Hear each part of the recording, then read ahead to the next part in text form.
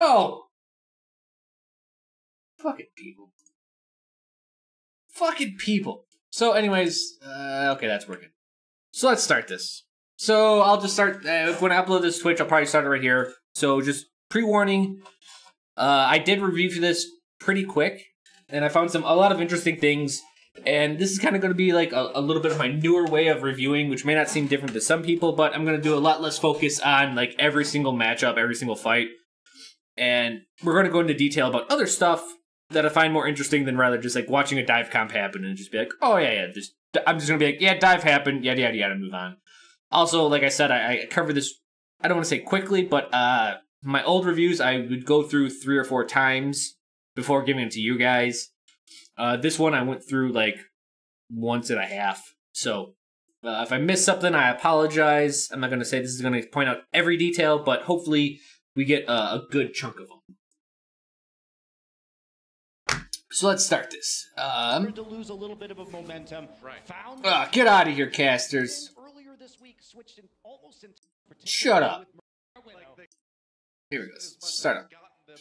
So when we first look at this, let's check up the matchups. And the big deal here is this. New York is running triple tank. And I've been over this for over a year, guys. Tanks lack range. Tanks do not equal range. And we will see this heavily exploited on this map. And pretty much going forward, when we see triple and quad tank, you're going to see this. It's going to become a common thing. And we see this with the Widow trying to support the 3 tanks, and we're going to see a Widow on the other side when the game starts.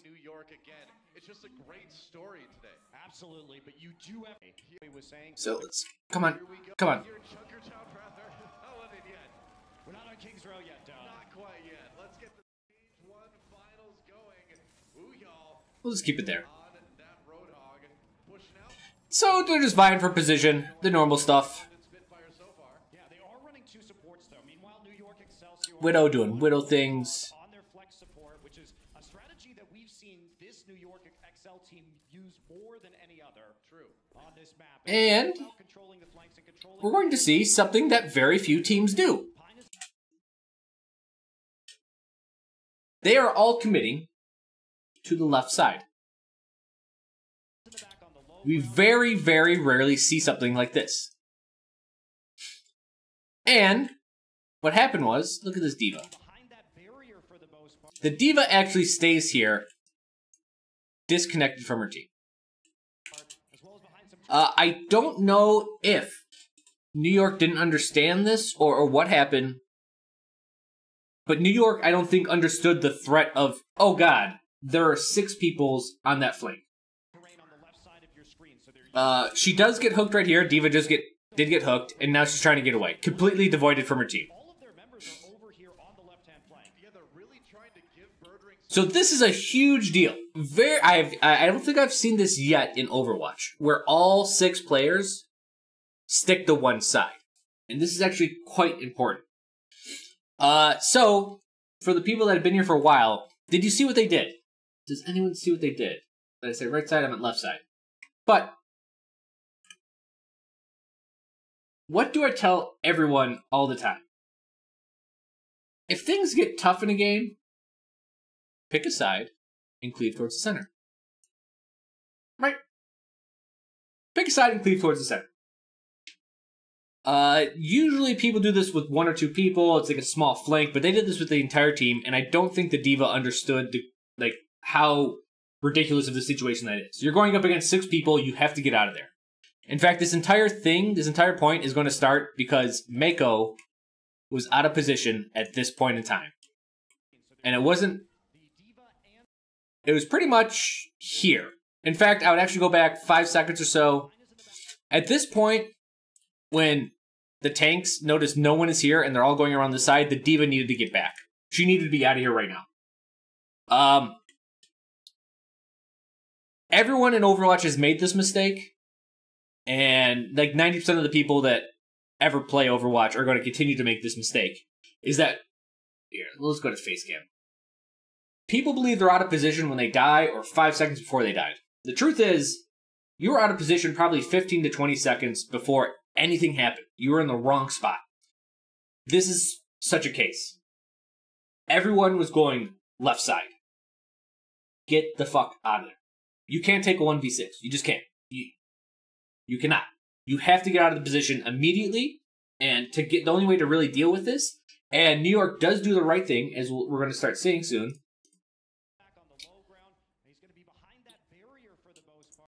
They're going to start rotating this way, except for the D.Va. Right?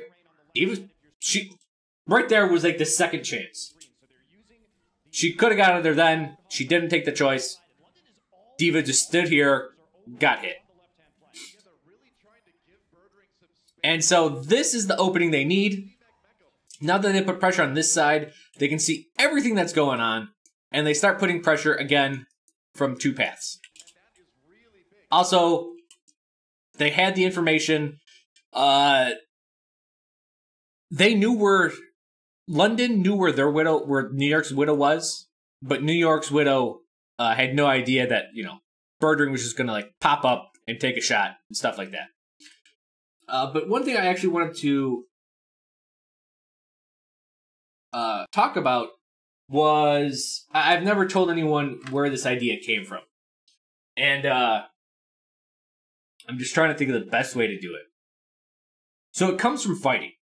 This is, I learned this in Wing Chun, and it's a concept of how to essentially fight. Because when you start getting into the older Chinese styles, it's more about war and how war works. And whether you like it or not, like, all first-person shooter games, they are basically follow war dynamics. And, basically, I'll just show you guys. The idea is, when you pick a side and cleave to the center, I just got a little picture here. I got my little guy. Look at my little guy. So, I got my little guy. There we go. So there's my little guy. And this is a front view. Partial arts. Fuck you, buddy. So, the one thing with Wing Chun is that you have 13 weapons. Feet, knee, hip, shoulders, hands, elbows, and then the 13th, head. The idea is, so this is like a front view. The idea is on a top-down view, you want to pick a side and cleave towards the center. And what you do is you take half of the enemy's weapons away from them, right? They got 6 weapons over here, 6 weapons over here. They got the 13th one right here. The concept is I try to get to what they call the third line, which is essentially the sideline. And I put half of your weapons way over there. And it's not that those weapons are useless. It's just that they're a little bit farther away. They can be stronger, but it takes a longer time for them to get into the show. And that, as a Wing Chun player, is something, it's a calculated risk. I'm okay with taking that risk because it suits my strengths rather than their strengths. And this is exactly what I always say when I say pick a side, cleave towards the center. This is how you essentially dismantle someone and their power. And since it's a war type theory, it applies to combat as well, like just all types of combat, including Overwatch. And this is what you do. And this is essentially what happened is that when they got flanked on the left side, they essentially got their weapons that were close stripped away from them, and the weapons that were far away couldn't do anything. Right? And the weapons, obviously, like, fighting is one thing, but, you know, you got widows and whatnot in here, so the range, effective range, is a little bit different. But the one thing is because they were taking the one angle, they actually cut off the visibility of all the other weapons. So essentially, it was a 6v1 on the side with no vision, because Widow had no vision on that team. They just kept on staying behind their Orisa shield, and before that, they were just behind the building. She couldn't fucking hit them no matter what. And you might be thinking, well, Wing Chun-wise, can't just someone turn? Like, oh yeah, my weapons are way over here. Can't I just... Alright, my weapons are back. And the truth is you can't turn... you can't just turn your hip like a door frame. Like, if these are your two hips, like if you're like this, you can't just turn your hip like a door frame and hinge here and turn this way. because it's rather slow, and you essentially don't really move this one. What you have to do is you move. Get this, guys, because I told you this before. You have to rotate around the center point, and you have to bring the weapons both in.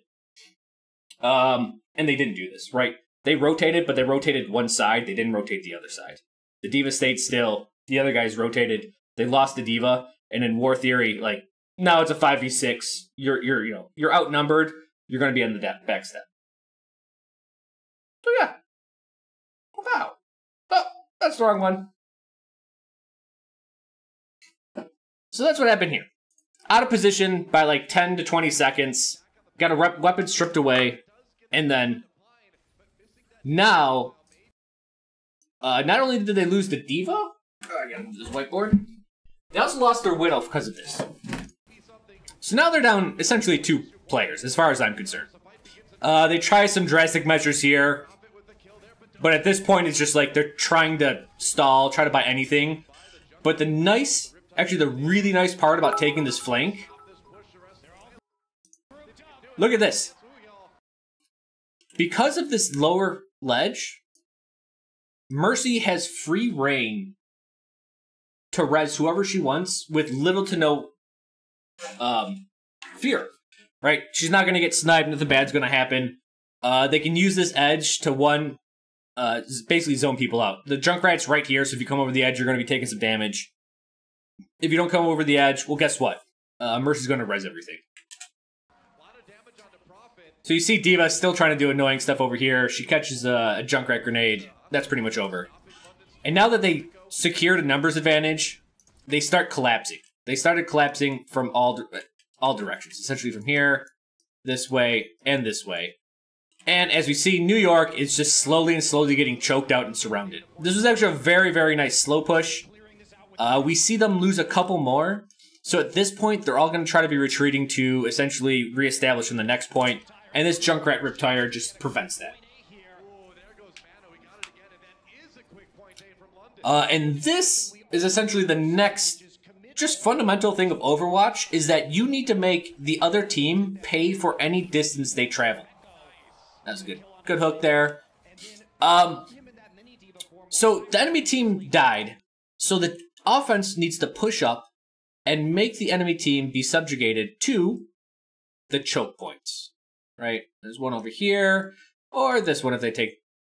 No, that can't. Don't look at that one. We'll just erase that.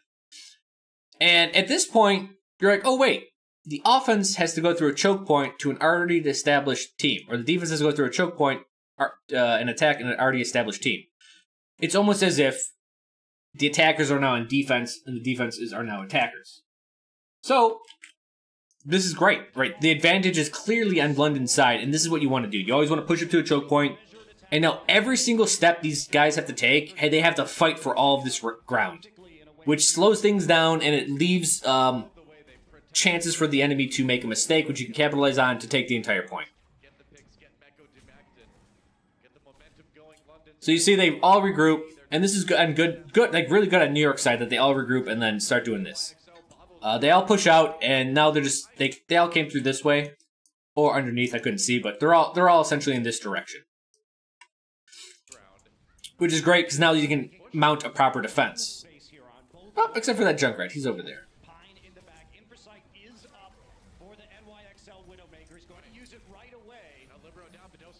So good pick on Junkrat, but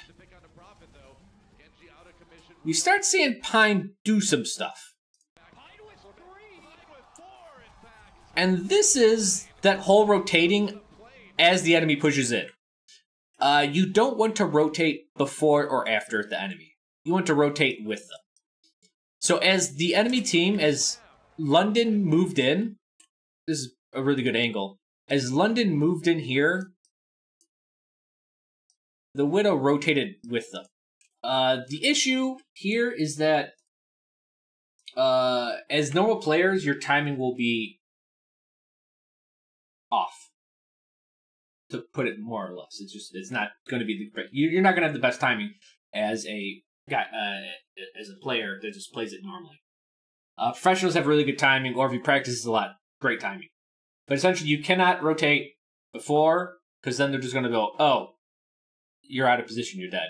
And if you rotate after, well, then your entire team's already taken damage or they're dying. If you ever everyone's flanked and it took too long and you just come back and it's just you and your team's dead. And you're like, fuck. Sorry, guys, I wasn't there for you. You have to rotate exactly with them. Which is hard to do because you don't have full information, especially on a flank, right? A flank in Overwatch is designed to be a little bit stealthy, right? It's always a covered flank. It's never just open.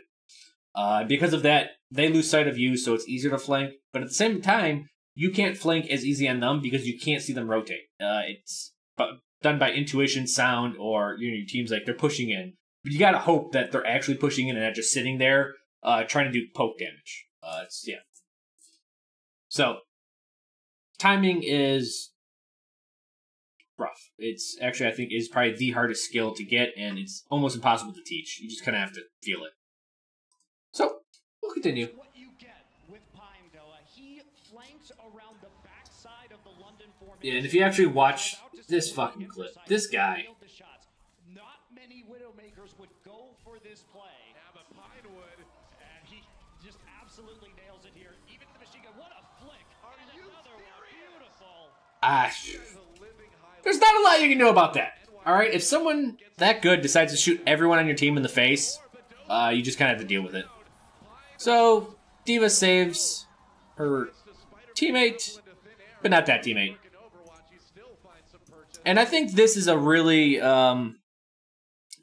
important point. So, you have Pine, arguably one of the best DPS players in the game. And you're like, oh, you know what? You know what Widows are weak against? And this is the forums talking. Well, if you can't kill a Widow, just go Tracer and jump in her face and kill her.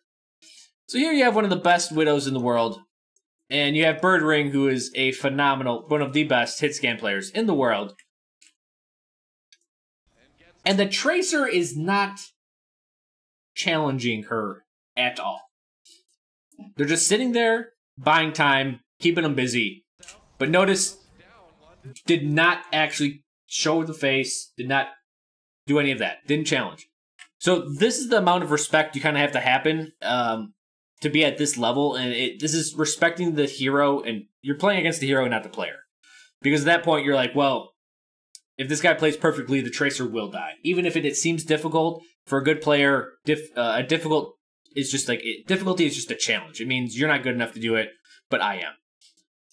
Yeah. So that was it was a minor play, but very, very important. Not a lot of people do that. Killed in the back by Bedosian. Supercharger has fallen for the London Spitfire, but Pine still on the high ground, trying to prevent this payload. So this part, I like New York's position. Essentially, they're all on the high ground. The weak point is this one and the Junkrat right here. And it's just the weak point because they're so far on the edge that the enemy can get to these guys quite easily. But these guys are a little bit harder to get to. And so as they put pressure, so this is great. Now that they're putting pressure on the point, this is a little bit safer and this is a little bit safer. This is just not my favorite part about what Junkrat played here. Junkrat's really, really worried about this and a flanking Tracer. You kind of have to cut your losses. You can hope that someone's going to fall for a trap or defend a spot that, well, frankly, a dive comp is going to come at you with. I guess it's not really dive, but the Genji is going to come at you this way. And that's exactly what happens. And the Genji pushes up, and with that, they lose this high ground. And while it doesn't seem big, what it allows is now look where New York is at. New York is right here. They're getting pressured from the high ground here. They have to get pressured here. They're getting pressured from the front, and they're getting pressured from the side. By losing the high ground on this point, they allow themselves to get surrounded. And at this point, it's kind of just like a matter of time before they all die. Some picks happen here and there, but by pushing everyone out, by attacking through all these paths at the same time, New York's only way out is either to like bolster everyone right here to resist it, or to fall back through a choke point, which is exactly where they want you to go, because then you're subjugated to the chokes again, and you're going to die.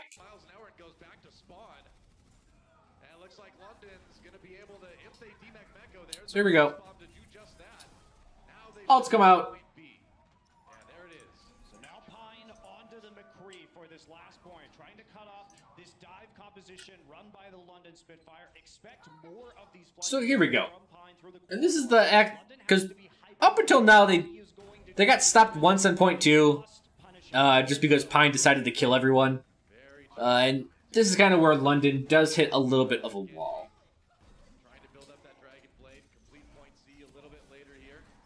So, dive happens, and this is very, very important when fighting dive. When dive attacks, it's usually really strong. You can't directly resist it. You're going to have to fall back. And that's what we just saw the Junkrat do and everyone on the other team. Essentially, New York, when they get dove on, and pretty much any good team, when they get dove on, they'll fall back. Junkrat ults, he gets killed, but he does get a kill in the process. Winston dives alone and gets killed for it. And at this point, it's a really interesting conundrum.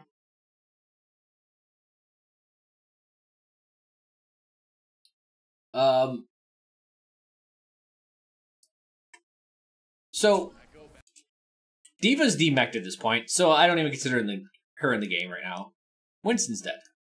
On the other side, Pine's dead, and Libero was just got like, he's coming back from spawn. So it's a really interesting idea. What wins in a fight? 2 tanks, 2 supports, or 2 DPS and 2 supports? It can go either way, but Orisa drops an ultimate. And at this point in time, what tanks do pretty consistent damage. It's lower damage, but it's consistent over a long period of time, and that's, bolstered by their, their damage mitigation and just their health pool. So we just see the DPSers kind of get pushed down. With the extra damage, they just kind of they can't do enough damage quick enough, and they die. Also, this is a really weird idea from Zenyatta and Mercy. I think Mercy just went with it. Zen, I don't know if he got scared or what happened, but he thought the best idea for him was to flank as a Zenyatta and try to get kills. We've seen flanking Zenyatta's work, but the problem is that all of the reinforcements for London are going down this path, and the Zen took that same path. So you're putting yourself between the enemy and their reinforcements, which can be good unless, I don't know, you're a support. And if you time it right, like if this happened right after the DPSers died, alright, cool, that's a good flank. You can take advantage of like this 8 to 10 second opening. But he took this flank about 6 to 10 seconds too late. And look, the Junkrat's behind him. You're going to die. So it was I think it was a really good ult on Mono's part, noticing that it was, hey, it's a 4v4, they don't have tanks, they have no way to mitigate this damage, and it's 2 really squishy heroes. Also, weird choice by the London supports. And so now the lines are reestablished. This is important because whenever the defense wins a fight on a payload type map, they push up and they line up a defense again, and the attackers have to get all of this space that they almost had back, right? You have to traverse over all this distance, which is the general idea of both attack and defense, is that make people pay for every single step they take. Only the tanks and supports up. Pine. Here comes the McCree. Dive happens on the Junkrat. Junkrat and Zen, those are like 2 pretty big targets against dive. Now Zen gets killed. Sorry, not the Zen. The Winston gets killed. And this is the biggest change with the Mercy patch, is that you're going to see this a lot. Mercy ults, dashes in, and reses the guy that died. I'm so thankful to see this meta die. Because it is kind of I don't want to say it's cheap, it's just really annoying that you can have someone jump in, die, and then you're just going to fly in super quick, res them, and then they have to kind of deal with the rest of this dive push that just essentially is stuck in the middle that you can't do anything about. Except for Kill the Mercy, which is quite difficult. So there's the Winston, again, after dive. He misses the flashbang. But a bunch of ults come out, and that's pretty much it. The dive worked because of the res. Essentially, they dove with the first part. Anyone that died, they get res, and they keep on attacking. Also, there's JJoNak does hold his support, or his ultimate, pretty long. And this is kind of funny. So, if no one knew this, shields block Zen ult. So he's Dragon Blading. And you would think, oh, Orisa is going to get healed by Zen ult. She's going to be fine. But you see this, Orisa steps into the shield, into the bubble. You can see the line right here. And she dies in like half a second. It's like, don't walk into the bubble when Zen's ulting.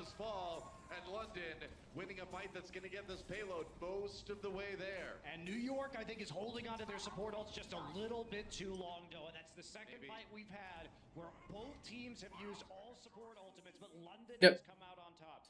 Talking about support ults. And now we have a point, a fight for the last point.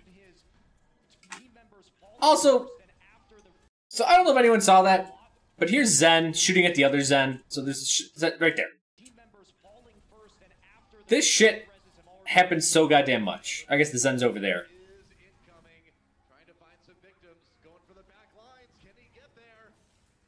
But these Zen volleys at long range are so goddamn annoying. You can see the Zens, I mean, they're basically just playing tennis. And in this tennis match, we'll see, yeah, JJoNak wins this tennis match. Remember, one Zen's over here and one Zen's way back in that other room. They're just having fun. Getting kills.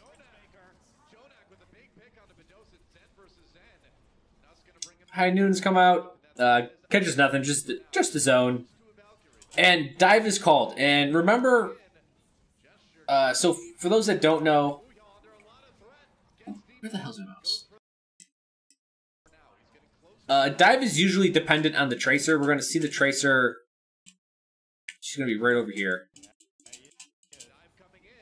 Dive is usually dependent on the tracer. The tracer will usually call out a target, and then everyone jumps on him. So this is just classic dive. They jumped on the Zen. And here we go. We see the Winston in the back lines again. Winston dies to a bunch of headshots from the Zenyatta. But Winston gets resurrected. Goes back on the back lines. And then ults. So this Winston, and it is because of the Mercy meta, keeps jumping in. And this is, honestly, the Winston is doing all the work here. Gesture. We're going to see him constantly just... So he killed the Tracer, or the Zen over here at first. The Zen got rezzed. He dies, gets rezzed, jump on the back line again. He's constantly keeping the McCree, the Zen, and pretty much the Mercy because they don't want to lose the Zen. It's keeping 3 people in the back lines, more or less. And with the res and his ult, it's essentially 3 lives that he has. But he does boop everyone off the point at the end. Which is, hey, they committed really hard on the back lines. And not much you can do. Right there, he just pushes them all off. Pine, a little bit too slow to get on point. But that was pretty much classic dive. We won't look into it too much just because it's DiveCon. Oh, that sneaky, sneaky trap. So this is what we start seeing a lot, and I kind of like this. Junkertown is really hard to defend way back here. So a lot of teams are pushing up. And we start seeing the Hog Orisa. And you kind of get weird interactions like this.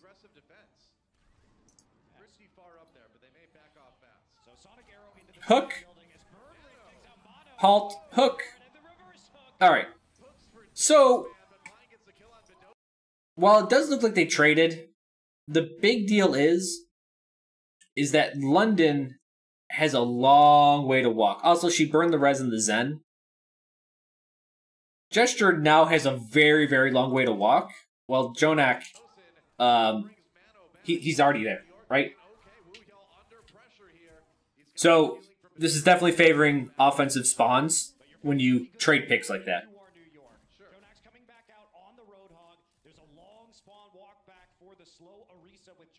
So we see D.Va flanking, and we see almost an identical attack.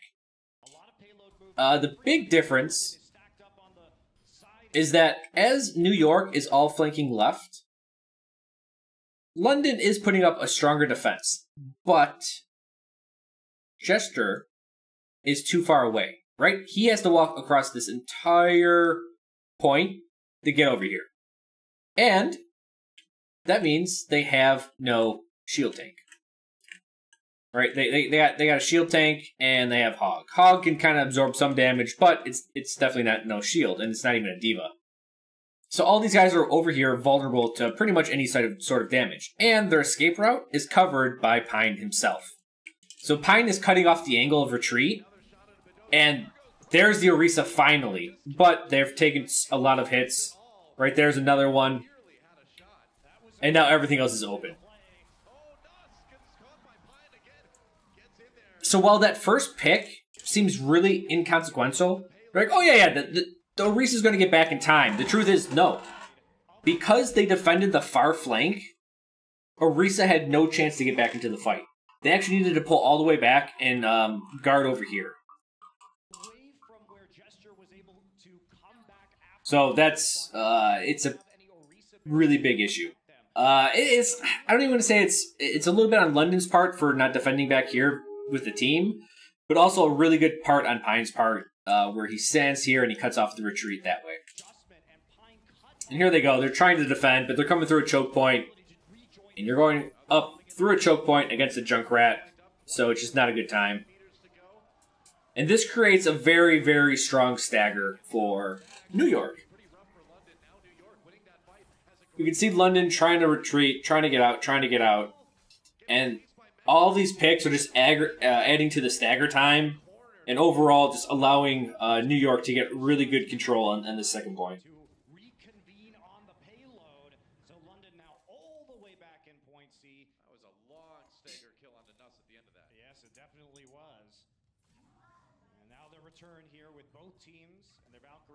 And here, yeah, we see the exact same thing from the other team, right? Again, you push up to this high ground, you punish anyone for walking any sort of steps. There's a Junkrat tire.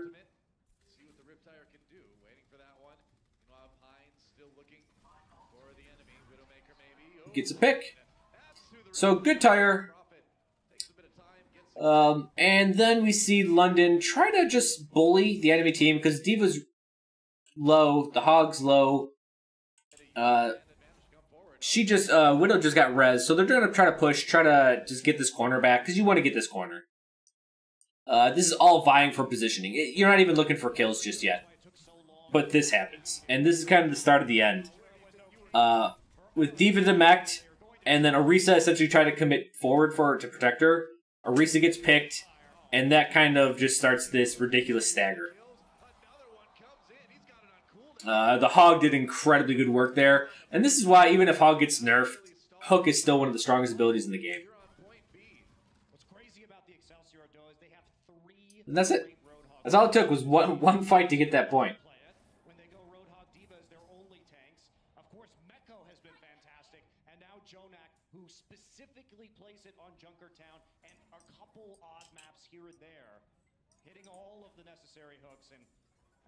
And now we're going to see some really good plays. So there's another good hook, right? Take D.Va down, get some ult charge.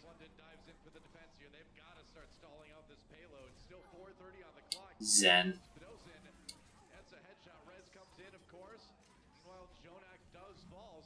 So ults are traded here. Nothing too big or tactical about what's going on right now. But this retreat was odd. Once the Zen's ult stops... Oh, that's right. Sorry, the volume was down. They back up because of Orisa ult. And Orisa ult, it has a really long leash range. So it's not a terrible thing to do, but it does buy him the first part of this corner. And I felt so bad for this Junkrat. The Junkrat got booped up by the enemy Junkrats because of mine, which doesn't allow him to get into the building, and just dies to D.Va. It's like, I feel bad for you. So they push forward with the Orisa ult, and it looks like they got a lot of deaths. D.Va's getting demeched. Orisa's dead. Junkrat's dead. But they continue to push forward. Even with the Widow dead, it looks like it's more or less a 5 or 3v6. It's close. But Jonak pops off. And they can't finish him. For whatever reason, they just can't. The constant healing, I think actually the payload healing saved them there. And he keeps putting pressure on this right side flank. And what we don't see, we would have to turn up the volume. So it looks like they just left their supports here to die. What actually happened is... we will see a Junkrat ult come out. So this Winston is trying to get his supports out of here in a safe manner. But Junkrat's tire is coming from the flank. There, you can see the explosion right there. Junkrat's tire is what kept them in this corner.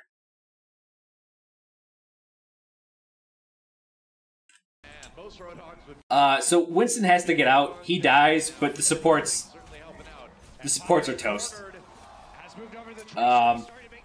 So it looks like the Hog did a lot of work there, but it was the zoning tire that really saved that point. Or didn't save it, just took it. And we have 3 minutes and 20 seconds, and the New York Excelsior are almost at the end of Junkertown. They have got nearly all the time in the world to and that's kind of another, this fight we see back here, and sorry to go back to it another time. I was just looking over my notes. Again, this is a time where we see... so we see one of London's tanks dead. And then as D.Va tries to get away, we see the other tank get killed again. This is the second time we see what happens when one team has tanks die and the other team has DPS die. And so it's this consistent damage over a long period of time, over a long fight, that really grinds DPSers to their death. Right? If the DPS lacks the ability or the power to kill these tanks immediately, they're lost. They're going to lose the fight. So that Tracer ult was the one chance they had to really take down a tank and start this counter defense. But yeah, tanks super strong in Overwatch. Don't ever think otherwise.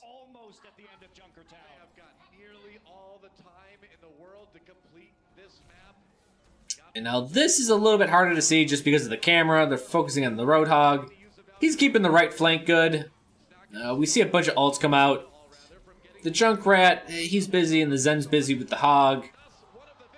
But I'm pretty sure they just get zoned off by a D.Va ult, and that kills them. Oh, a little bit too much. So now it's tied 3-3, but London gets 1 minute, New York gets 4. This is a hell of a thing to go up against. I think everyone that's been in overtime understands that. Like, yeah, you have a chance to tie this or win it, but it's pretty slim when you're down by 3 minutes. Do I think tanks are too strong? I think tanks are fine where they're at. If I could say anything, like maybe they're like 5 to 10% too strong. And I don't want to I don't want to say they're overpowered. They're just definitely maybe it's the ease of execution. Tanks have an easier time doing what they do, and maybe that's the perception.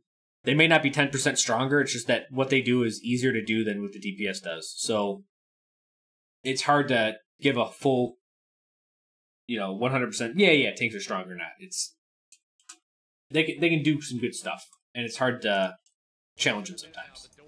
But that's their job. So we got some good ones. Got some good picks. Buy some time. Just your normal poke kind of going off. That was a good. This was a really good move on Pine's part, where Pine didn't show his face because he knew Birdring was grappling up and just didn't want to give him a shot. So he's had a few more deaths though, 5 more to be specific, but that's what you get with Pine. You're going to get more final blows. You're going to get a few more deaths. It comes with the territory. Very true. Yeah. 20 seconds left for London Spitfire. They got to get this payload as far as they possibly can. No more extra time, no matter what happens. So we see Junkrat get picked. And the respawn getting a bit farther away for London now. And they've just taken over this payload, Doa. They're sitting behind that barrier, except for Jonak, apparently. Yep. And so now they're going to be forced on point. They're going to try and rescue him. Get some support from Mono. They did. And at this point, we see the D.Va harassing the Mercy Widow as all this fighting goes on point.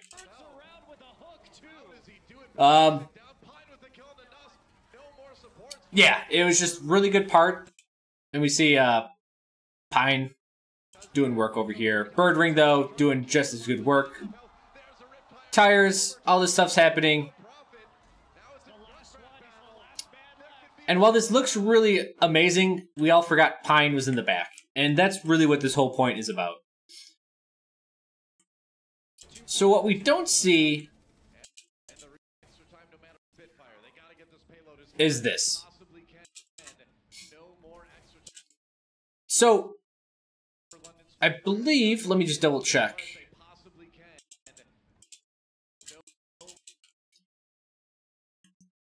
They see the Widow, and it's really hard to see her right there.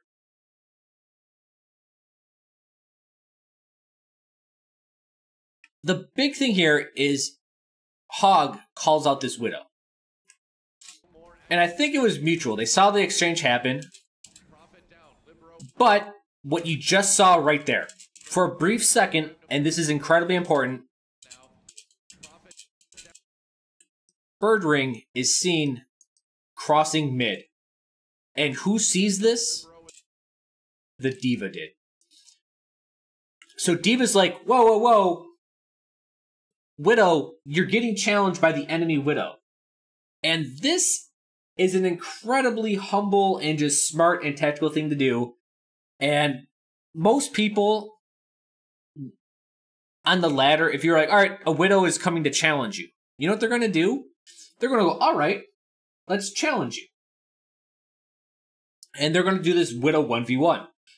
And that's cool for ladder because ladder is all about getting skill and getting better. But that's not the best and most optimal solution. You know what's better than fighting Widow versus Widow? If a Widow grappled towards you, send the D.Va. The Widow's trying to put pressure. Like, just send the D.Va to fuck with the Widow. And that's exactly what happened. Everyone just saw that. So while the D.Va has now put pressure on the Widow, we see Pine retreating from over here where he was out of position, which we saw on the first push, right?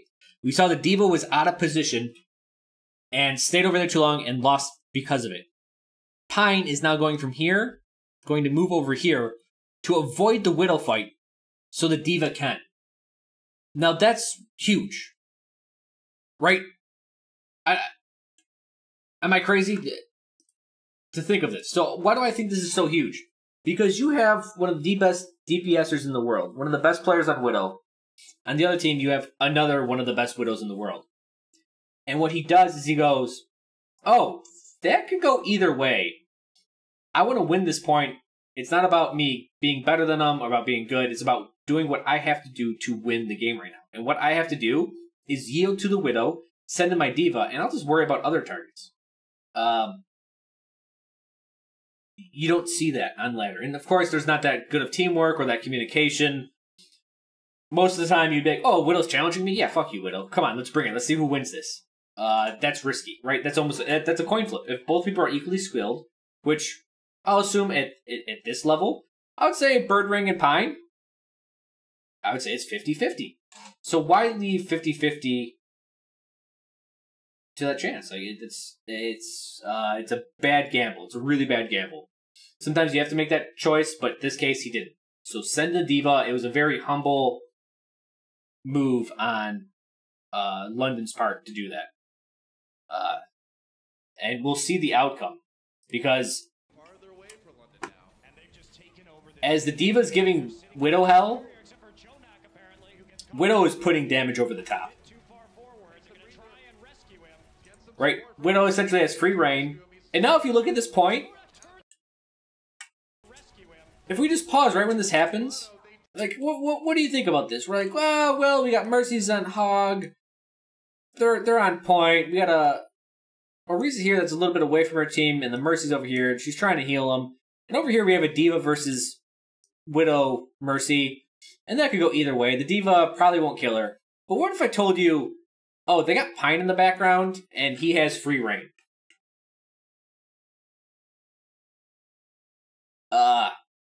This entire point changes. You're like, oh, these people out in the open, they're probably gonna die to the really good Widow that has free reign. And so that's what we start seeing. We see the Mercy die while the tanks are happening. Yeah, these tanks are doing great on point. But Widow killed him. He eats a tire. Alright, looks like Prophet's doing work. Guess what happens? Gets shot in the face. So this point that looks like Junkrat and all this exciting fight was happening right here. This was all just a sideshow for the real show, which was Pine in the background with just being absolutely uncontested.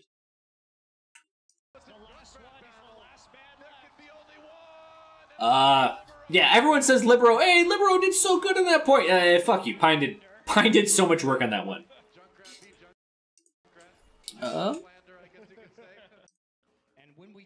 Yeah, that was definitely a Pine show there. What they did was they sonic arrowed this building that they're going to be moving So yeah. into. So here's this little cute maneuver, but it's tough to do some cute shit like this and expect you to last 4 minutes. And this is one of the downsides of the concept of counters. If you truly believe in counters, like you really believe Overwatch is designed by counters, all New York Excelsior has to do is see their composition, go back to spawn, redo it to destroy their competition, and they'll get the point no matter what. Right? It kind of gets skill out of the equation and it just says, oh, it's all rock, paper, scissors. It's all decision making, which sucks. So yeah, yeah, this happens. The speed boost trick kind of works. They get a couple picks. But they're just like, wait guys, the fuck's their team? 1, 2, 3, 4 tanks? And 2 supports? What did I say at the start? Tanks don't equal range. So what do? They're just like, fuck this. They get Zen for the damage. Pharah, Mercy. Pharah on this map. What can you do? It's a very high skybox. It's a very wide map. Range is at a, it's all around. This is just also. They go Widow. They go 2 very far ranges against the 4 liner, and all they're doing is they're just wearing them down. This is all about wearing them down. There's little to nothing London can do at this point. They have nothing to deal with these tools. That's it. It's just Prophet and Badoshin left with Wu Yao falling, and they're keeping on pushing the payload. That'll be a barrage just to zone them off. Yeah, that's right. There's nothing to say about this. You're going to start seeing this more and more and more and more often because quad tank is such a big deal. Triple and quad tank is going to become more and more of a thing. With triple, expect them to run some type of hit scan range, usually Widow, Because if you're doing triple tank versus triple tank, you're going to start needing that range to help them out. So, they gave it their best shot. Maybe it was a little bit gimmicky, but it's 4 minutes to go half a point. It's a tough one. I'm going to run to the bathroom really quick, so listen to some sweet-ass chiptunes. Whoa! That was loud. 1 second, guys.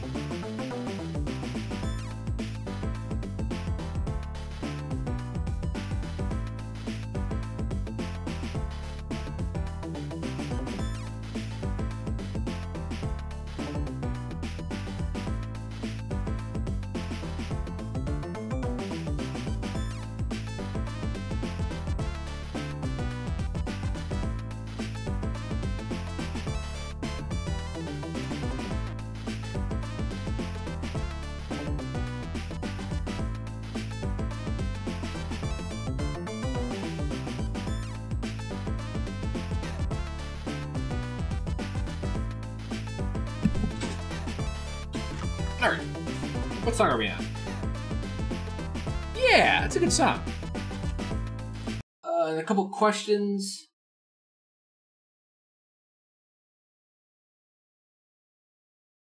Could have the tanks gone inside or find cover to have a higher advantage of not dying?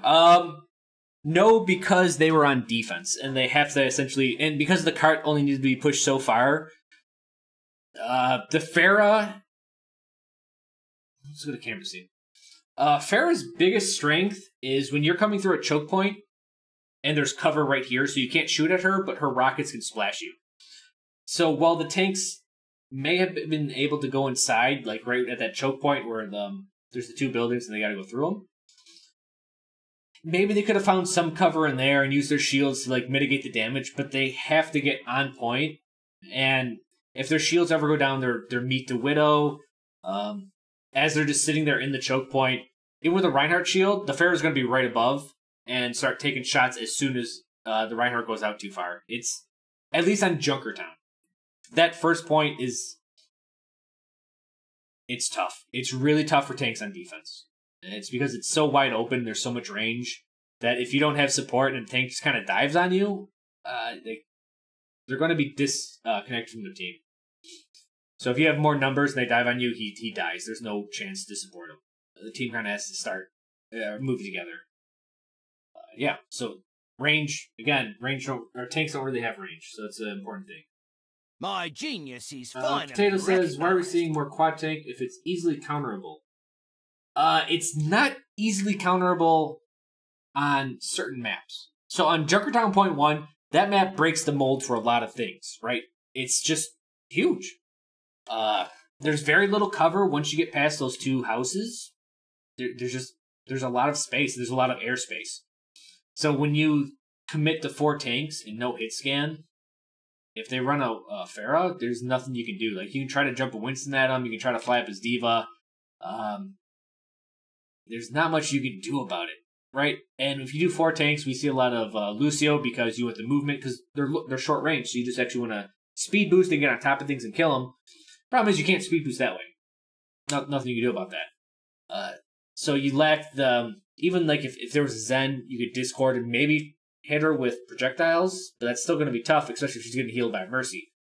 The Moira, not going to be able to do much of that range. Like, maybe she ults and tries to take you down, but her ult does 70 damage a second, and if Pharah is getting healed by Mercy, who heals at 60 damage a second, that leaves 10 damage a second, and her ult does not last 20 seconds, so you're not going to kill her, right? You're going to have to get some other damage on the Pharah that high away, and if you don't even get that, like, there's still the Widow putting pressure on you. Your best chance with quad tank against something like that, a long range comp, is to speed boost on the members that are away from the Pharah or the Widow, and you kill them. You essentially kill their tanks. And then you use your shields to defend against the long-range attacks of Pharah and Widow, who aren't really good at destroying shields, right? Junkrat's good at destroying shields because he does 120 damage every 0.6 seconds. That's what Junkrat does. Pharah, though, it's 1 second between her shots. She does 120, but 1 second apart with a 1.5 second reload. In 7.5 seconds, she does 600 damage to a 2,000 hit point shield. Over to Orisa, 900 hit points, and it just gets redeployed and does nothing. So it's really difficult for those two classes to deal with shields at long range. That's what you'd have to do. You'd have to play very aggressive. But as soon as you start losing parts of your tanks, like as soon as they lost the Roadhog at the start and then the Reinhardt just charged off the cliff, you're done. You can't pressure 2 tanks with 2 tanks while they have 2 long-range supports. I say supports. 2 long-range DPSers supporting them. It's quite difficult. Later now, but it thoughts to do is Fuel signing another DPS player. I don't care. And it's not like it's Dallas Fuel I don't care about. I don't care about players. I care about what they do. I don't care who's on your team. I don't care if you got the best. You run 6 DPS players. I don't give a fuck until you get into the game and you actually pick 6 DPS heroes. Then I'll talk about that. I don't really talk about players. It's just never been a thing. They're all professionals and they should be able to do what they do to the highest degree, and I kind of see them all as the same. So, there's that. So does that Pharah Mercy thing support the counter concept?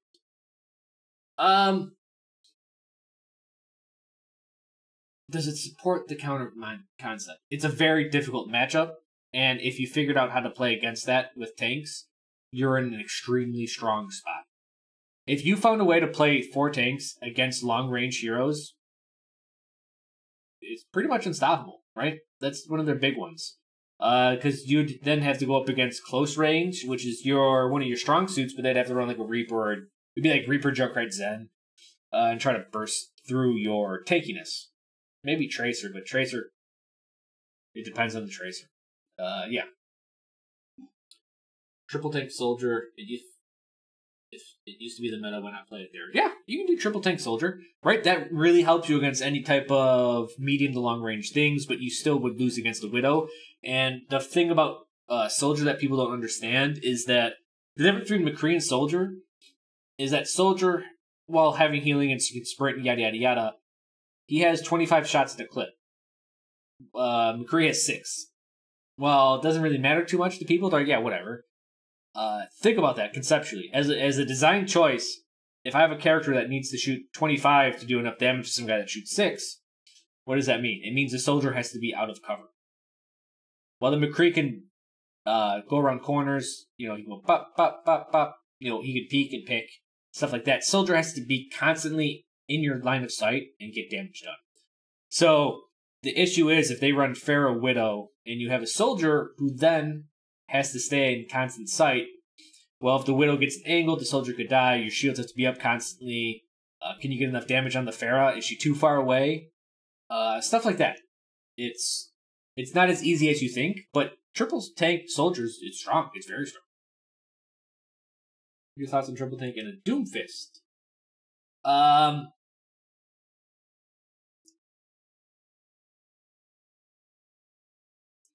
Doomfist has to dive to such a degree that I feel like he would be a liability.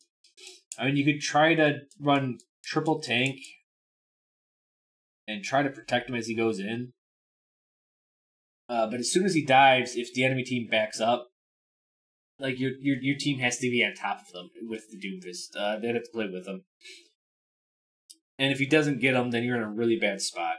And you're lacking range, so the Pharah instance could come up. Depends on the map. If it's a very closed-in map, it could quite possibly look. If it's of Anubis, that's great, right? I mean, Doomfist could still do 50 damage a shot with a Pharah hitting the skybox like on point 2 of Anubis. It wouldn't be that big of a deal. But depends on the map, depends on the heroes, how accurate they are, stuff like that.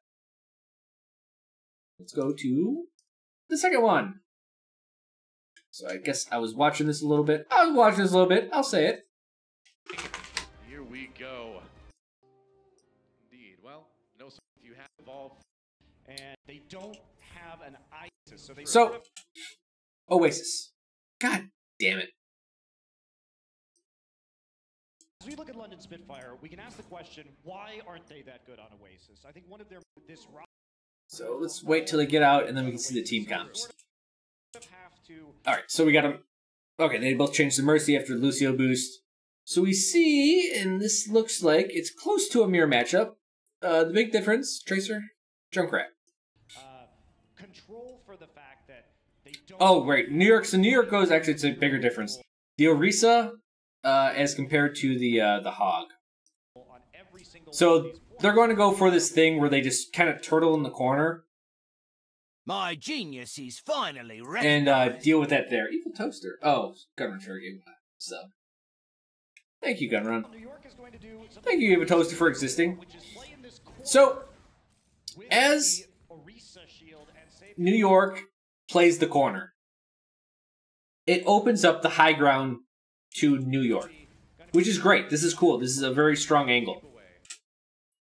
London does the other thing. So, on control point maps, you usually have two types of designs. You'll have ones where the control point's in the middle, and both teams can get to it equally. The other design is you have a control point on the side. And so the middle point, the middle route takes you here. Let's not look at this. This map is this type of design, where it's off to a side. And the way to attack these side-facing maps is that you spread out and you find holes to push through. And you try to find a weakness in the enemy team. Essentially, you try to push across and flank.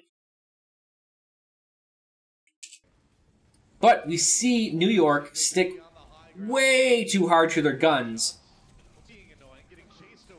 And they just sit in this damn corner.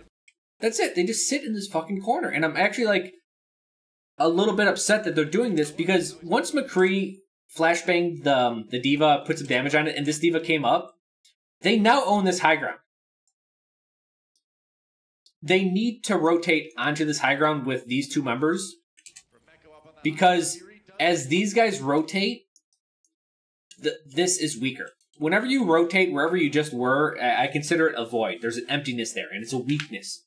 In fact, you can really get hurt by someone attacking this tail when it's weak while you're getting rotating over here. And that's exactly what happens.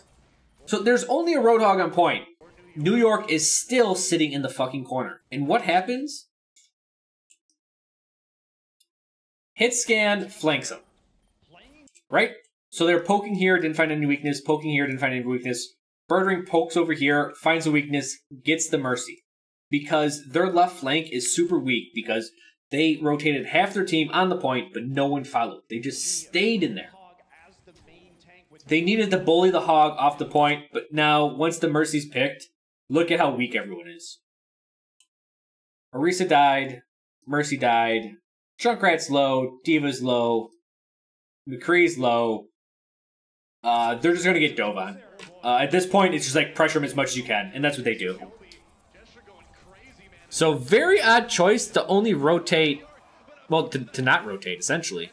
They took the high ground, they needed to push out, get the point, really damage that Hog that was solo tanking the point, and make him pay for being on there alone. And if everyone rotated onto the point, then they would have had all variables in front of them, and they could have defended against them. Instead, they defended here, and they had to defend this way, and more importantly, this flank behind the shield. Orisa barriers when you have the Roadhog spam to put in there. True. And so a slow poking process through the Orisa barrier eventually results in some Roadhog hooks that make a difference. So we start seeing the exact same thing on the other side. Remember, so whenever you have these side-facing points, you spread out and you attack from a wider surface area instead of a thinner one, right? It just makes it more complicated for the defense to deal with. So long-range hit scan poke, and this is all about poke and fishing for both of these teams. They're looking for opportunities. So Zen, fucking Zen. All I gotta say is, after watching this series, Zen gets so many goddamn picks. It's ridiculous. So there's 2 picks. Valk, and this is how usually it's considered. The second Valk is the stronger Valk. So they get a couple picks. but two reses come out for both teams. And again, like I said, as the teams spread out and they push through different methods or through different choke points, the Hog pushed through this one right here. And we got 3 people, as you can see, technically 4, focusing the Hog. Which isn't a bad idea, but they kind of give up the point for it.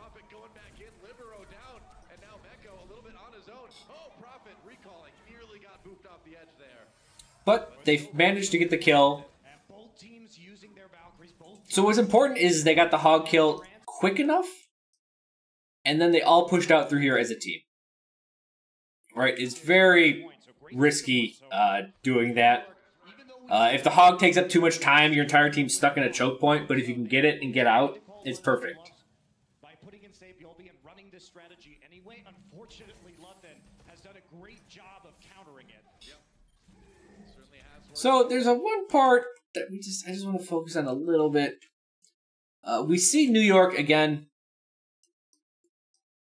pushing out, covering a wide surface area. And everyone, these guys are kind of focused here and here. Now to protect this flank, they're doing something a little bit sneaky, and you can see the McCree's outline right here. And this is why I don't like sneaky stuff.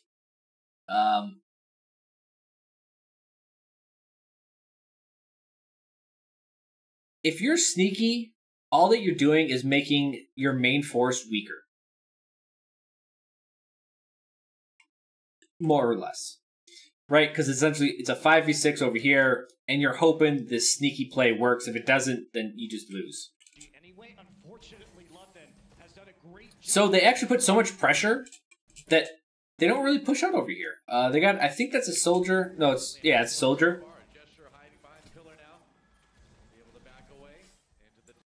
So with the less people, again, Zen again. With less people on the point, they're actually forced to back off, and New York gets on the point. So now they have Purchase on the point, and a couple picks happen. Now we do see the secret flank working out. So Soldier is there trying to flank, and McCree got him. But he missed like the first 5 seconds of combat. So now he's trying to get to the fight a little bit late. As you see, New York has Purchase on the point, and these picks, essentially the first 2 picks that they got, now start snowballing. McCree is still yet to go on the point after trying the sneaky stuff. So, the sneaky play, a little bit too sneaky, didn't really pay out the way they thought it to.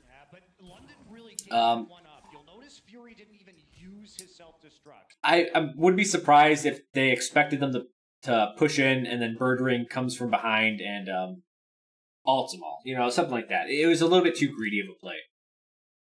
So they had already committed to pulling back out of that fight and trying to come once again for a 99% push.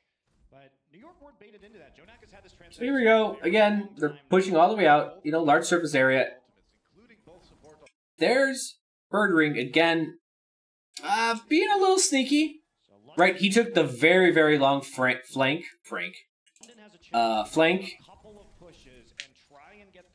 But the cool thing is that this time we see New York all up here. We see them actually, you know, on the point instead of just holding this back corner.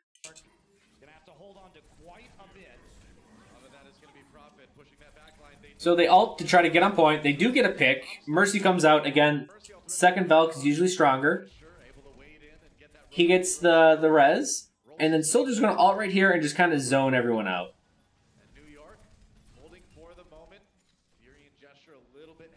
So here we go. Poking's happening. Zen ults from a little bit too far away. Again,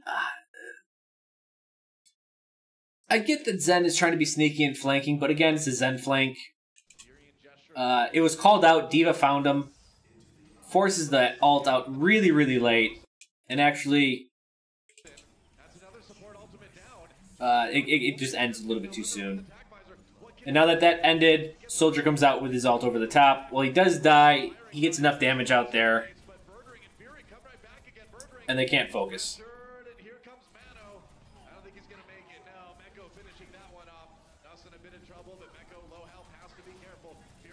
So with London just being at a little bit of a numbers disadvantage, and the focus fire on New York's side, they keep it. A little bit of a weird alt on Zen's part. I mean, I get it because he was dying. He needed to get to the point to save his team, but it was weird that he was on the flank. Again, McCree was on the flank at the start of that, and these flanks take a lot of time. I mean, they're burning... they burned like 10, 20% because of that.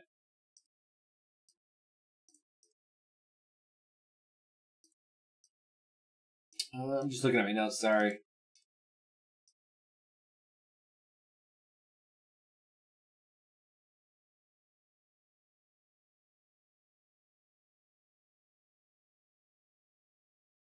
This is run. Shit. I was reading around 2 notes. Damn it. Alright. So this pick is huge. If we could just see it again. So they're looking. They're gonna ignore this point, and they're pushing here to push there and there. But the McCree gets killed, and it forces the entire team to come back to get the res because they have to res him. Too little time on the clock. That pick right there, super important. And so, because of that pick, they're coming back, and New York knows they have to come back to save this guy, or they have no chance at the point. This is why the Roadhog's pushing up. Hooks the Winston. Doesn't kill him, but now he kills him. Essentially, it forces out bad positioning. A little bit of zoning.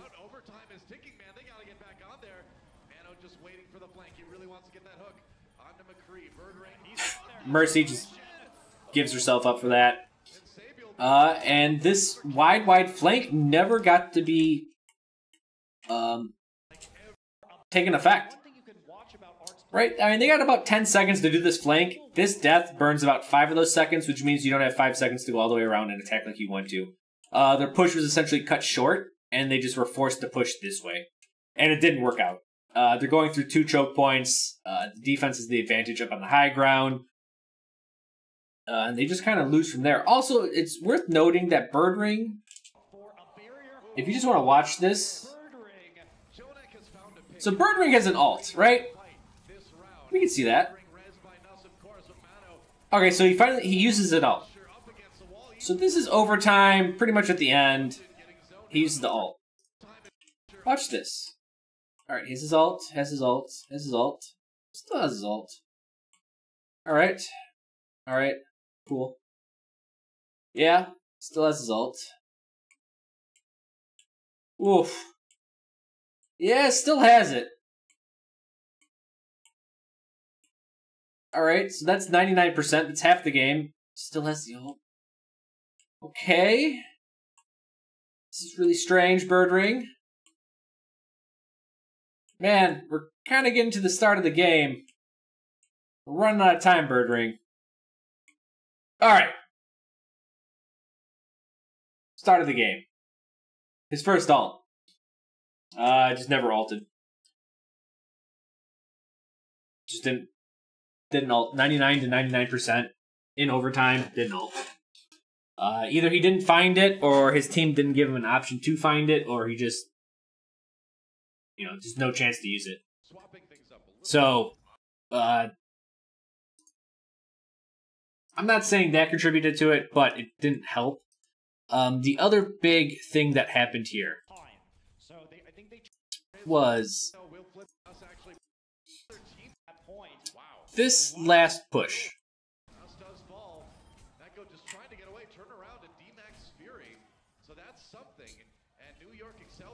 So, at this point, Mercies have ulted. Right? They're both at 0%. Nuss is getting her ult. Right? Because he ulted first. Alright. It is now 14% to 1%. And that the last push is coming up.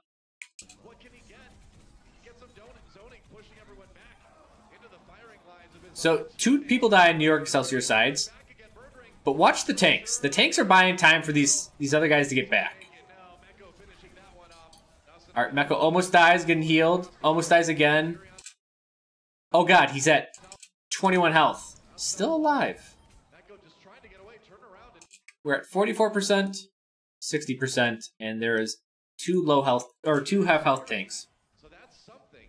And New York Excelsior after that apocalyptic team fight. Roadhog is not taking a breather. It definitely was an apocalyptic. Oh, there he goes. He takes a breather. Wow. There's a lot of commitment from And now we see, because the tanks didn't die, because Diva almost died, got healed through it. This is actually what I think turns the point. I mean, the Zen pick was great, but this was the insurance policy. Was because of this, 50% to basically 100%. Really, really good parts on the tanks. Essentially, whether or not you have it, like, was it luck or was it, good supports in the tanks? Was it the tanks, being away when they're, didn't take damage that other tanks would have at other times? They played it really perfectly where they both barely live and essentially gives them this ult, which is a hell of an insurance policy when you have a Mercy ult and they don't. So, I know they don't even use it, but it was there just in case. So, yeah. Really, really good. Just really... I mean, these are both really good teams, so this is kind of what we expect. So they kind of get reverse sweeped. And here we go. So we're on City Center, and we see the exact same thing. Mercies were Lucio's. They change over, and now they're just gonna zoom out to their friends. Set my notes. Here on Oasis, NYXL, a win here would win them the map. London wants to equalize. They've got Birdring back on the McCree again. Similar composition to what we saw, only minus the Roadhog. So this is, and I kind of like talking about this map because this high ground I don't consider. This high ground's weird, all right, and people should know it's weird. We like, at least I like to define things, and so people in chat, they know, like, I try to define things. So like I always try to define what does high ground mean. Like, it's not, it's not fucking Star Wars. It's not like Anakin, I got the high ground. It's like, what does that mean? What the hell does that mean? So we try to define it, and I usually define it as one is information, both holding it and getting it. So if you're on the high ground, they can't see exactly who's on the high ground, so you have an advantage because they can't see your hand. But you can see theirs because they're on the low ground. They can't really hide anything. Also, the second one is options, and what that means is that if they want to attack here, they're going to attack here. If they want to attack over here, they're going to attack over here. You're subjected to the person on the high ground. If you want to get to the high ground, you have to use movement abilities, while they don't. They have options to attack when and how they want to. But on this map, because of its design, the low ground isn't terrible. So London takes the high ground, but New York's just like, fuck it. The rest of your team's on the low ground. And that's where they get this pick. That's how they pressure them. They stick them into a choke point, right? This is what you do. You want to press someone into a corner and punish them from coming outside of a choke point. And then, now they push out, and if they try to take the high ground, right, they reverse the positions. They didn't go for high ground at first, so they pushed to the low ground, and then as they were on the back foot, they took the high ground. You'll see some teams actually take the other way. They won't go this way at all. They'll actually go to the right route, and they will use this building right here as cover to get onto the point where the high ground can't hit them. And that's what I mean. The high ground loses options because this middle building is protecting the low ground. New York backed away and getting a little bit of progress going. But you don't also expect a soldier on the middle of that map. Soldier's doing soldier things here, sprinting around, just showing for like a couple seconds to get, 10 or so shots off. But London owning the low ground. New York still getting close to taking this one. Libero has to drop down by out a grenade. There comes the pulse bomb. Mecco D-Mech. Helix Rocket. So low ground isn't a bad thing here, and it is proving good. These tanks are just bowling. Leading with these tanks is really, really good for New York. And we see the point not even taken yet. So it was really good stall. But we see the high ground actually coming into play now. So while all this is going on, the high ground isn't good if the enemy team is using this path. Because of this building and it defending essentially right here, you can contest the point with little to no fear of the high ground. But when part of the team is pushing this way, and it splits essentially the team up, and it gives you access, the high ground gives you access to the side, the flank, that's when we start seeing problems occur. So here we go, Birdring hits the high ground, and now look. Since they can't just chill right here because they're getting pressured, now the high ground's worth it.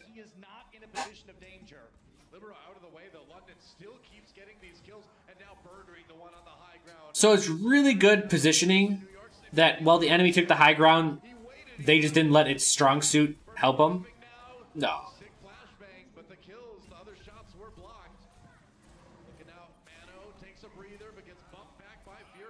And those we see some kills. It kind of just, this is how dive works. You get a couple picks, you just start diving on the next person, and just steamroll them. And while McCree doesn't seem very divey, he does add a very nice, consistent damage behind it. Placebo high ground advantage, yeah. See, now here it is. High ground here is good because they have to go through these choke points first. And that's why when we see a lot of teams play the high ground, we'll see the enemy team take this route because this is defending that one. It's just how the map works. It's not that it's not strong, it's just that you need a reason on why it's strong because sometimes it's just not that good. Now, when someone's going through a choke point below you, this is strong. There's not much to say here. They're just getting wrecked by the choke point and the high ground advantage.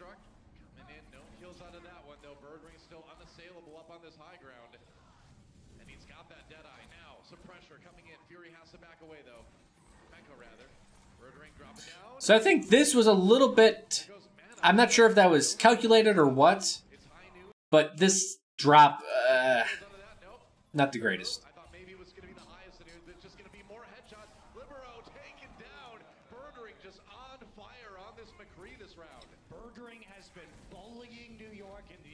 And we just see some, more or less a stagger.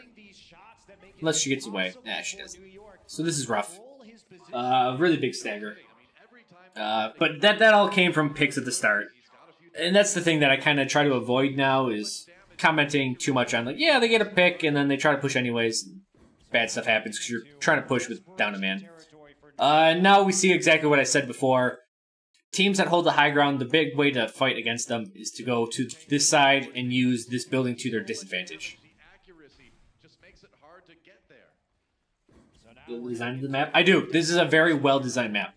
Despite their ultimates, they couldn't even make any headway onto the point at all because of London's fantastic... So this fight coming up is fucking intense, and I love it. So, here's the funny part. Here's the choke point. And now, as London, you kind of want to keep them right here and force them in the choke point, right? And I kind of demonstrated this last time with, if anyone remembers, with the bolts and the string. Do I have those bolts and string? Where are my nuts? Hold on. We can do it again.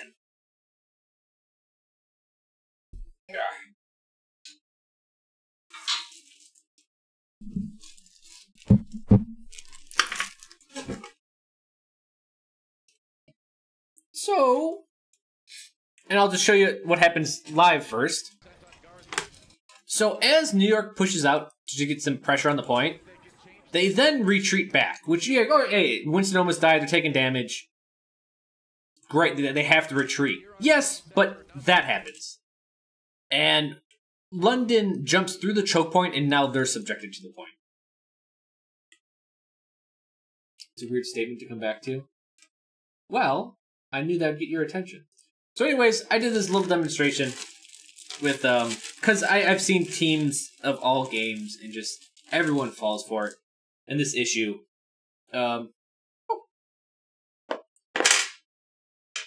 so let's see my messy desk. But basically what happens is as things are tied to another thing, and everything fell apart. This is all, everything fell apart. Even when separated like this, and if I pull it, they will eventually come together. And by doing that, everything falls apart. But by doing that, you'll see even if things are split apart, if they're targeting one thing and trying to follow it, they will essentially put themselves into their own choke point naturally. The choke point on this map helps it, right? They actually have to go through a physical choke point. But at the same time, them focusing one target, if everyone focuses one target, they will eventually force themselves into a choke point if there is or isn't a choke point in the map design at all. I've seen this in Dota a lot, and I've seen people lose games in it, like professional games. Any team-based game where there gets too much tunnel vision and everyone focuses one target, they will subject themselves to a figurative choke point. So it's good to know that you need to stay in formation, and instead of everyone going to one point, you need people to stay in formation and just move forward while attacking. That's the best way to stay safe, and it disallows, more than anything, it disallows a stronger counterattack. So in Dota, there's a lot of AoE abilities, so when everyone comes together and they force themselves to a choke point, even if there is not one, AoE abilities come into play, and that's when you see like crazy moves, and you're like, how did they do that? Oh man, that was a really good move on X team. It's like, actually, the other team didn't stick in formation, and they just grouped up. So that's exactly what happened here. I mean, it seems like a good idea, but what happened when everyone grouped up? Well, the back line gets attacked.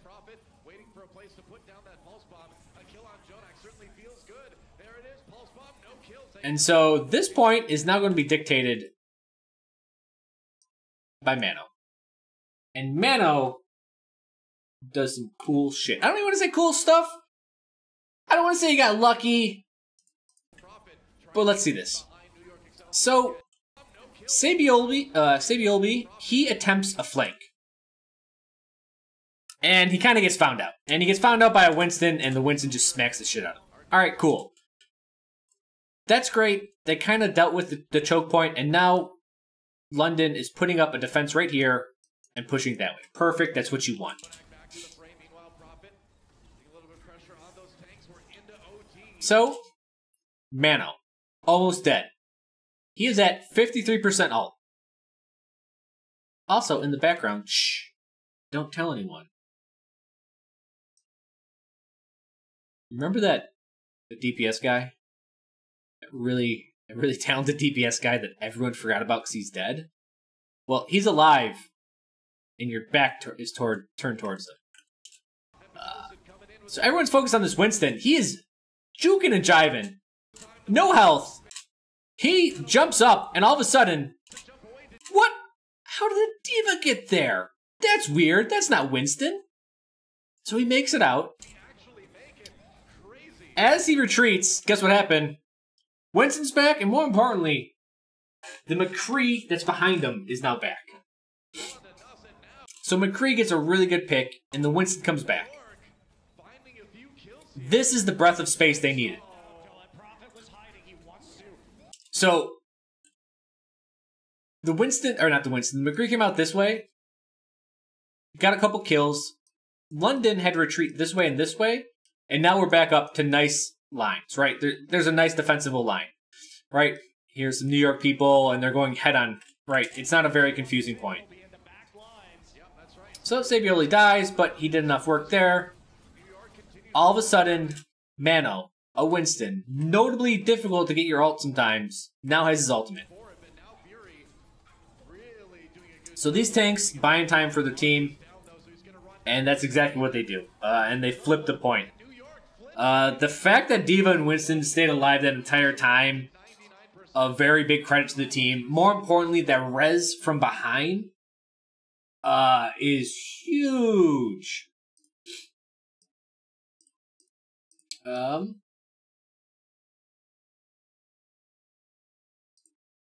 Yeah. So also the They wanted to take the point immediately again when they had time to work with. was there? I think there was a class change. Fantastic zoning. No, there wasn't. Sorry. I think my notes are wrong. So yeah, so great stall by Mano and Meko. In fact, that's why they kept the point. And then the Mercy res from behind really kind of sealed the deal. They were lacking on damage, and then just McCree came from behind, got the picks needed. Immediately again, when they had time to work with, they were more aggressive with the Valkyrie. They ended up paying for it in the long run. And Arc is gonna So again, look at this. They take the high ground. What does London do? They're taking the opposite side, right? And this is what the map's designed to do. So as the tanks get on point, New York is forced to go down, but the DPSers, they can't get a clear shot on these tanks. So it's kind of tanks versus tanks, which isn't just, it just takes way too long. But the good news is, or the bad news, however you want to look at it, it's London's move. They have the low ground, and while they could sit here and stall, they're still just racking up points. Percentage, I should say. So it is up on them to make a move. And we'll see the fight start with...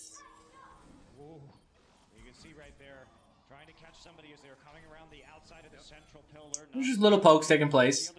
But this is the big one. D.Va sends an ult over here. Basically going to land right about here. And what happens? The Mercy has nowhere to run to except inside the building, which, as we saw, Mono was just sitting there. So, Nuss gets wrecked right away. High ground starts taking to it, its advantage, and with 2 picks, essentially the push is over. So Winston with a really good pick, but it was set up by the D.Va.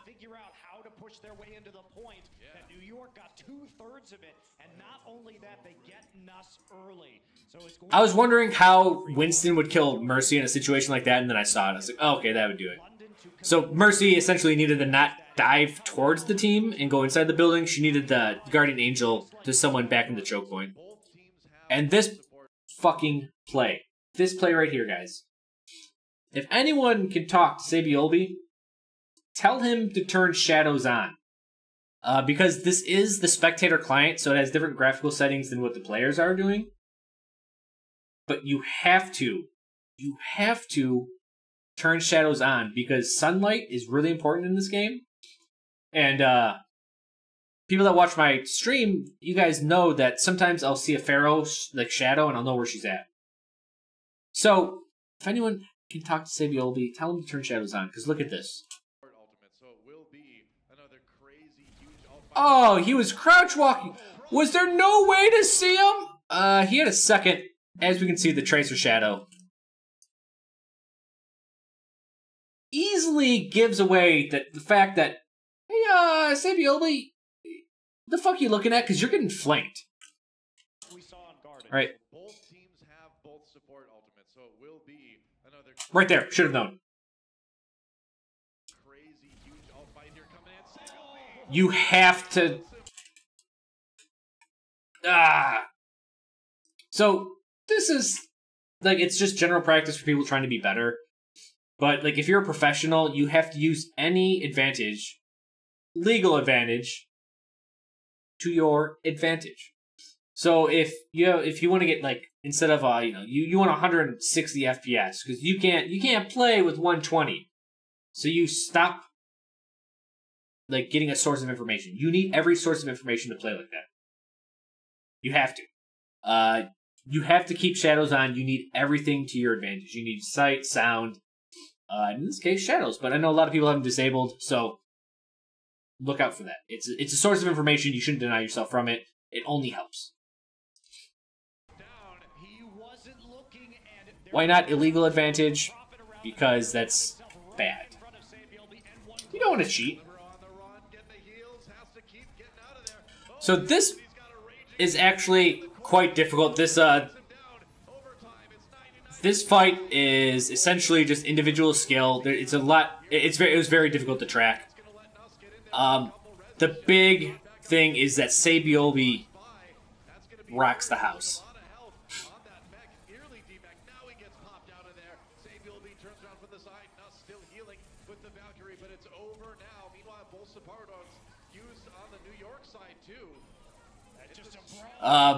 Yeah, I tried to follow this and I'm like, there weren't really any tactics going on. I mean, there's like minute ones, like sticking with your team, grouping up, and pushing through very like small angles. But like Sabioli does this stuff, and it's like, oh yeah, I forgot you have a Tracer that can just kill 4 people, and that kind of gives him the point.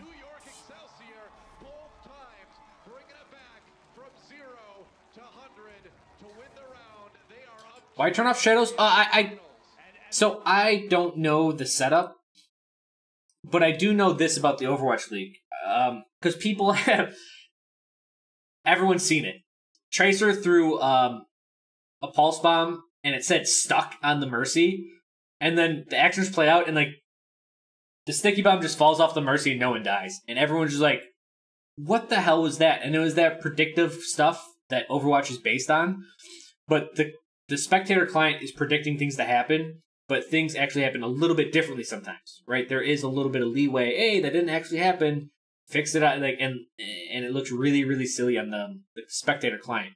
So the spectator client is a different client, which we could interpret as maybe the client the players are using don't have shadows in it. Because as a Sabioli's, he's a really good player. Obviously, he's better than me. But even I notice shadows, especially motion. Humans are really good at picking up motion.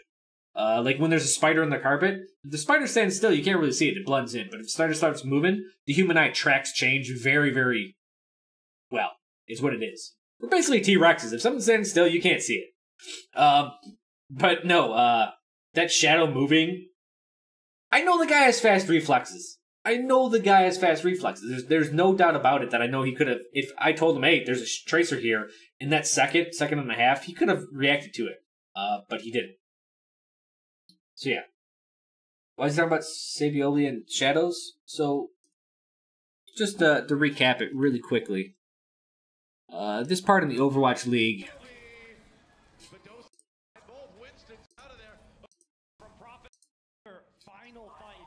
So, here's Sabioli, and he's camping the corner. And there's Prophet's doing just crouch walking, which I will tell you right now you can hear, and I've heard it in the game. So one, he needs to turn up his in-game volume because he should have heard him crouch walking. And two, you'll see a shadow right here. Right. He had almost, 1 second, 2 seconds? So, we're at 16:29. Yeah, he had a second to react to that. So, if I can react to it, a professional player should react to it. Yeah. That should have been seen. That's all I gotta say about that. As for crouch walking, yeah, I know those comms are really loud, but you can definitely hear a crouching Tracer because I've done it in the game. Yeah, but we saw this. Sabioli then comes back and just pops off and starts to whoop everyone else's ass. That leads us to the third game. So at this point, New York has won 2 really just strong games. London, they got reverse sweeped on, not a reverse sweep, I consider it a reverse sweep. They got 99% twice on 2 Oasis maps. They lost. New York got 100%. 2 rounds in a row. Junkertown, they got crushed. I don't want to say crushed. They lost pretty hard. So at this point in time, like, I don't like talking about mentality too much because they're professional players and they should be able to work through it. But they're human beings and they do have to kind of have, it does take a toll on it. It's going to take a toll on anyone. But personally, whenever you're down this far, you just kind of be like, all right, you just look at the game ahead of you. You don't stop thinking long term and you're just going to be like, all right, I have to, it's a best of 1 right now. All right, I've won that one. Now it's another best of 1. I got to win that one. Don't look at the whole mountain. Just look at the steps in front of you. And that way it just makes it easier to attack the whole thing. Because when you're down 2 maps and you're like, all right, guys, I guess we have to win 3 in a row. No big deal. That's quite a thing to say. It's actually quite difficult to get out of that. Mentally, you have to be strong. And London, as professional players, we know they're strong. And it's just, it's times like these that you have to test your mental. So coming into this, London got to get it out of their head. The losses, fuck it. If you lose really bad, take it out. Just don't worry about it. They're like, yeah, we lost it. Man, that sucked. But we got the next game. We have to win that. New York, on the other hand, they're just like, yeah, boys, they got to win 3 in a row. They're living high. At the same time, they got to stop thinking like that. Even if you win one or if you have the advantage, don't ever look down on your opponent and keep fighting. And I know a lot of people, and I'm kind of just saying this because I know a lot of people, when they saw New York's play the last 2 rounds, Nambani and Dorado, everyone's like, played like crap, what are they doing? Nerves got to them, blah, blah, blah, they choked. No. I want everyone to know that London kicked it up. London's like, fuck it, we're winning.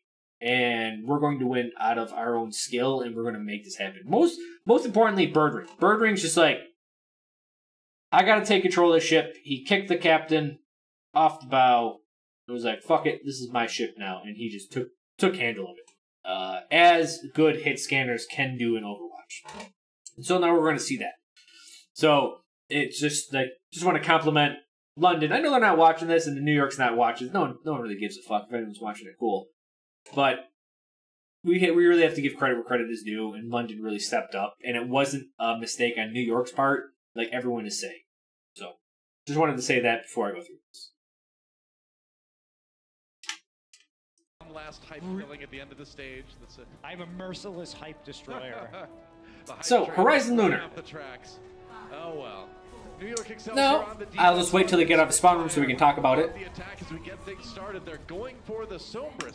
So, as the guys said, they are going for the Sombra strat. Now, the Sombra strat, as well as any, I would call it cutting technique. I call it cutting because the point's over here, everyone's defending over here, and you're cutting the defense to try to get on the point to force them back. Right. The choke point is really hard to get through. It's one of 2 hard choke points in Overwatch to get through. Number 1, motherfucking Hanamura. Point 1, screw that choke point, very difficult to get through. Horizon Lunar, a very difficult choke point. So what you have to do, and not to show off, but my double jump tutorial goes through this not in depth, but in detail. You have to do something to pull off the 6 players here. Because what the offense is going up against are 2 main disadvantages. And these are the 2 fundamental disadvantages. Wait, no. You know what? Everything I said, we're going to apply it to London's defense. I forgot that New York defended differently at first. But the point still stands. As the attackers, you're going up against 2 big disadvantages. One is the formation advantage, meaning they have their heroes exactly where they want them. Let's just say they were over here, because they think that's the best. So you're going up against a formation advantage. Also, you're going up against a terrain disadvantage, meaning the terrain is supporting the defense somehow. At this point, it's a choke. It's usually a choke point, a corner, a high ground disadvantage. In this case, it's high ground and a choke point, which is the worst. It will be a low ground defense from New York on the point itself, so it's going to be harder to get this Sombra in position than normal. But let's see how they do this. The Sombra, she's going to try to get stuff done. Taking the very long flank. Janus is just going to get hacked right off the start of things, but So they try to put pressure on the point, but Orisa's Orisa. She's going to be tough to kill. And now this is where they try to pierce the defense with like a pseudo dive. I call it a pseudo dive because all that dove was a Sombra, a Winston, and we got the Tracer. Birdring is trying to do what he can at range, but there's a shield and the map itself. You can see it right here. Look, Birdring has no visibility what's going on where the dive is happening. The visibility he has is on point, which is being completely blocked by a shield that he cannot do anything about. Can translocate Mecca right there to slap him down, and now Birdring really needs to hit. So with a couple picks, or just one pick actually, it was a very questionable Sombra play. They knew it's the push has been killed. They have to reset. They have to reset, and I don't know if anyone's spoken to this, but With the Sombra changes, this is going to be a little bit different of a point. I don't think they're getting pushed out for stage 2, but if they do, this point will change with the Sombra attack. The translocator is a dicey prospect. It's a bit on the risky side. Profit. All right, Leoshin has EMP. So here comes the EMP, and this is kind of how everything gets set up. The terrain by the mini health packs. It's going to be hard to get a good one. Here they go. Gets in there. And of course, poor Zen. But Zen gets killed, and now we see 1 DPS dead, 2 DPS dead. But on the other side, both supports are dead. So as this happens, we see Nuss building ult. Onto Arc here, so London trying to turn it around, but no, the kills from New York. We see... Oh, hold on, did I do this backwards? No, I didn't do this backwards. We now see 2 more deaths. We have 4 people dead, and just the supports are dead on the other side. Right, Jonak is still coming from spawn. London trying to turn it around, but no, the kills from New But with the healing, we see Mercy get ult. And more importantly, well, not more importantly, Sombra respawn, and Sombra's going to get back from spawn pretty quick. A lot quicker than this Mercy that's going to be walking back. Because a lot of people are like, this res seemed really dumb. But this res is incredibly smart for one reason. She resurrected Winston. What is Winston known for? Consistent damage over time. The only way to stop that is A, health bags, B, supports. Guess what? Sombra, supports are dead. So, all of your main healing methods are gone. So what are you up against? An unblockable attack that's going to chip you down, that's getting healed and damage boosted. You're going to lose this. It's just, with no support and a Winston getting pocketed by a D.Va, it's really, really difficult for DPSers to essentially challenge that. And supports. Well, supports are dead, so just the tanks and the DPSers. And you hear the announcers to be like, was that worth it? They spent everything. It's like, fuck it, they got the point, who cares? It's a Mercy ult. It's going to be back really soon. But they did use it just to take point A, and a lot of time was lost on the setup to that attack. A bit of a sloppy Sombra from the side of London. The good news is that while they did get killed and they lost the point, they kind of at least they died quickly because they can at least kind of set up on point 2. The worst thing in a 2CP is getting snowballed because you defended point 1 too much. Let's see what he can get with the Riptire. Fidosin with the pick onto Sabielby. Here comes the Riptire.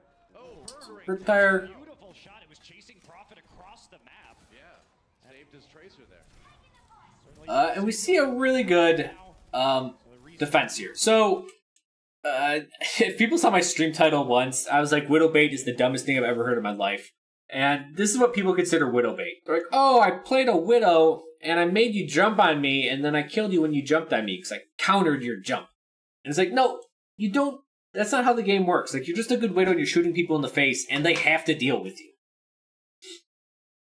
So the Winston tries to deal with the Widow, but the D.Va, very, very strong against Winston. Mainly because Winston's jump is a single thrust, which means as soon as he's in the air, you can push him around all you want, unlike D.Va's mobility, which is consistent. Like, you can't do anything against a D.Va when she's thrusting. So, with that, the high ground is good. And also, this entire time, this is a questionable defense on New York's side. So we see this defense, and we just see a lot of New York below the high ground.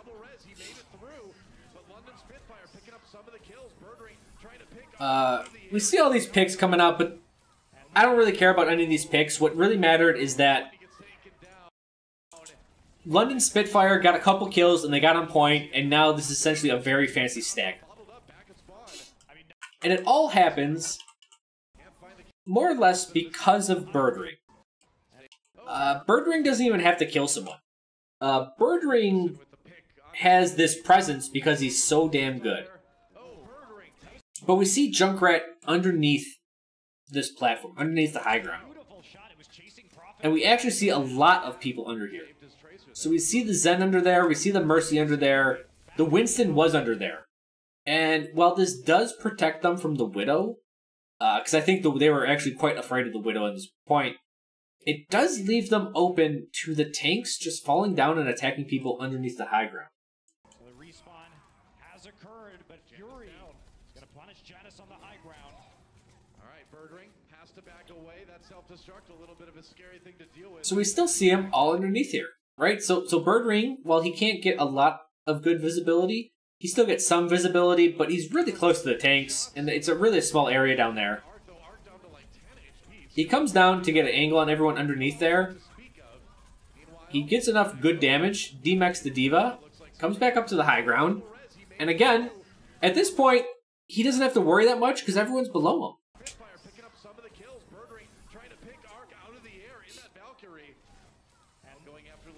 So it was a very weird defense on New York's part. And once you start staggering on a 2 CP, if you don't get kills, it's a loss. And that's kind of what happens here. I mean, Nuss is already on his second Valkyrie right now. And Arc is going to hop into spawn, but it's stalling time. They need to get on that wall. Fury pushed back by So, yeah, that's the point. And again, I don't really see the whole, like, the last 20 seconds of the point that important. What's important is how they pierce the defense and they start the stagger.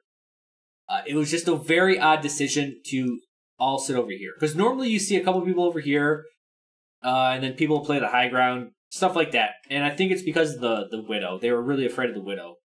But you could try to put an Orisa over here, and then use the D.Va to challenge the high ground. It was just a little bit of an odd decision. I get it, but...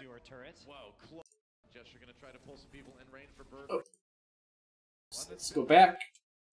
And this is the start of this one. And this is the classic defense. Sit on the high ground, force the people through the choke point. It's one of the hardest disadvantages an offensive team can go up against.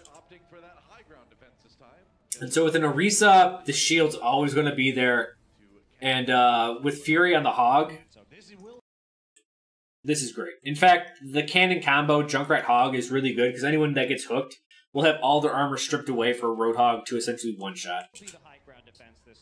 And since Hook goes through the defensive matrix, it's a really good way to defend the high ground. So headshot, Birdring backs up, but because of the Hog and everyone else, they immediately get a pick, and this is going to essentially cancel the push. You see him trying to dive the Widow. Oh, okay, that's so good. Yeah, so they're trying to dive the Widow, but once they start losing the Winston and big parts of the dive, they can't go against that. And this defense is very difficult, and that's why we kind of have the Sombra stuff or a Tracer trying to pierce the defense and just get on the point to force people back. Well, that was a nice initial attempt. Of course, you usually come in with a Winston first and cover the Winston with the D.Va behind with the defense matrix, but Prophet already has... So see, chat, this is a strange decision to come down again. If you're talking about the Widow, that's just to get the angle on everyone underneath point 2.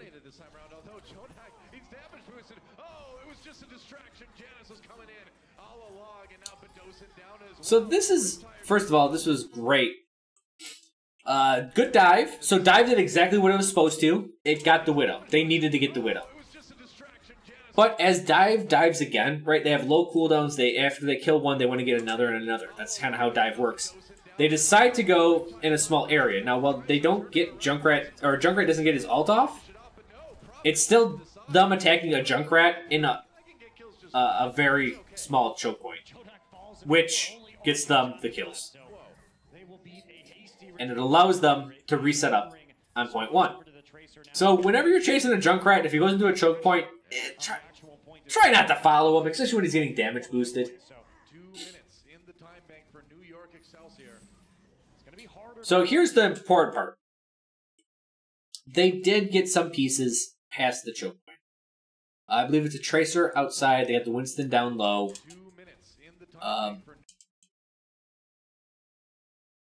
Oh, it's Libero. So Genji's here. Winston's here. They did get past the choke point. They have pieces behind the most difficult part, and that's the first part of getting this choke point killed. So here we see a really good dive. Genji came from space, Winston came from below, and it forces them back to give up the terrain advantage, and now they're on point. Now it's a lot easier to attack.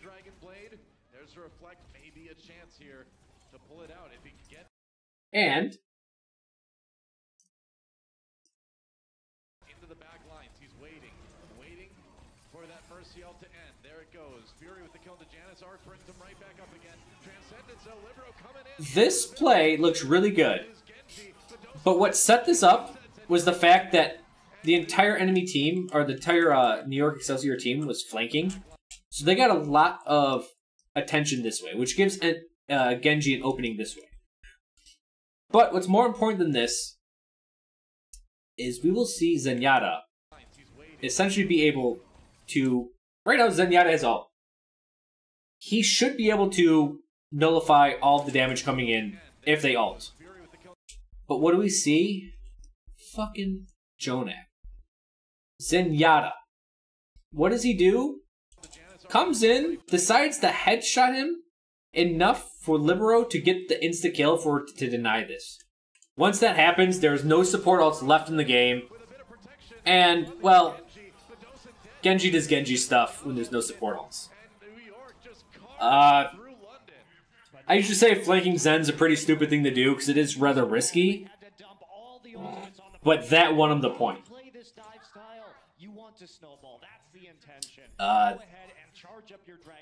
I don't think anyone really noticed that, but the Zen really opened up that point from him. As funny as it is. Yeah, they would have to take the point in like 30 seconds to even equalize London's point. But look what they're doing. They're going to play a high ground poke attack, so they go back. There was also a lot going on there with London. They're trying to defend in a choke point, which is always tough. But yeah, that pick definitely set it up. Alright, so here we go. We got a high ground defense. And very good defense at the start. But they... So this is the drawback of dive. So dive's only way to defend against this is to dive. And that can be risky at times. JJoNak gets another good kill. This guy, holy crap, he really opens up the defense every single time. He gets so many picks as Zen, he makes the opening attack a lot easier. So the McCree just backs out. He can't deal with the dive. That's a little bit too strong. Lets the rest of his team deal with it. The rest of his team deals with it magnificently, and essentially the dive works against itself by just jumping into a bunch of tanks and such. Almost gets the best kill that he could have, but the ults come out, and this is kind of where we see a lot of alt individual skill come out. There's nothing hugely tactical that happens here. The important part that really, really happens is, one, that, but two, is we see New York not get too greedy.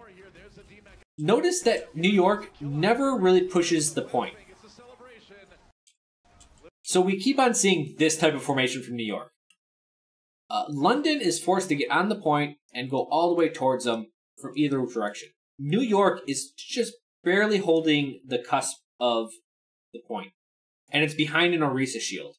And it's this tactic that's really good. They don't really commit too much, because if they were all the way forward on the point, or even if some people were here or some people were here, they're vulnerable to flanks, right? If they defend left side and someone gets around the right side really quick, they'll get on point, they'll stall the point, they'll get some damage off. It gives them a chance to lose the point. But they don't. They stay back here, they don't even worry about pushing up. And this gives them great visibility over the point, and it forces London to come to them.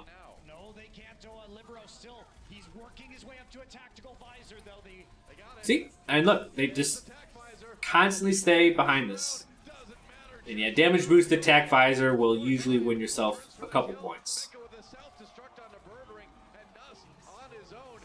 That being said, London is London, and they're doing a damn good job stalling.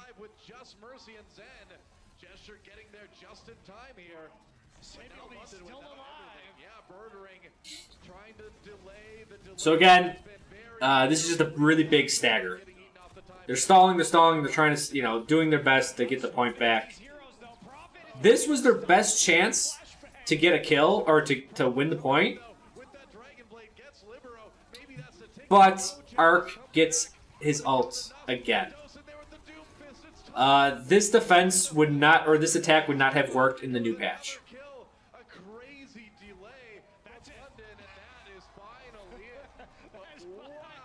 So much damage was done. They just stayed behind, and I think that's really important. I know a lot of people will try to push up as far as they can on the choke point or on the spawn, and that's not always what you want to do.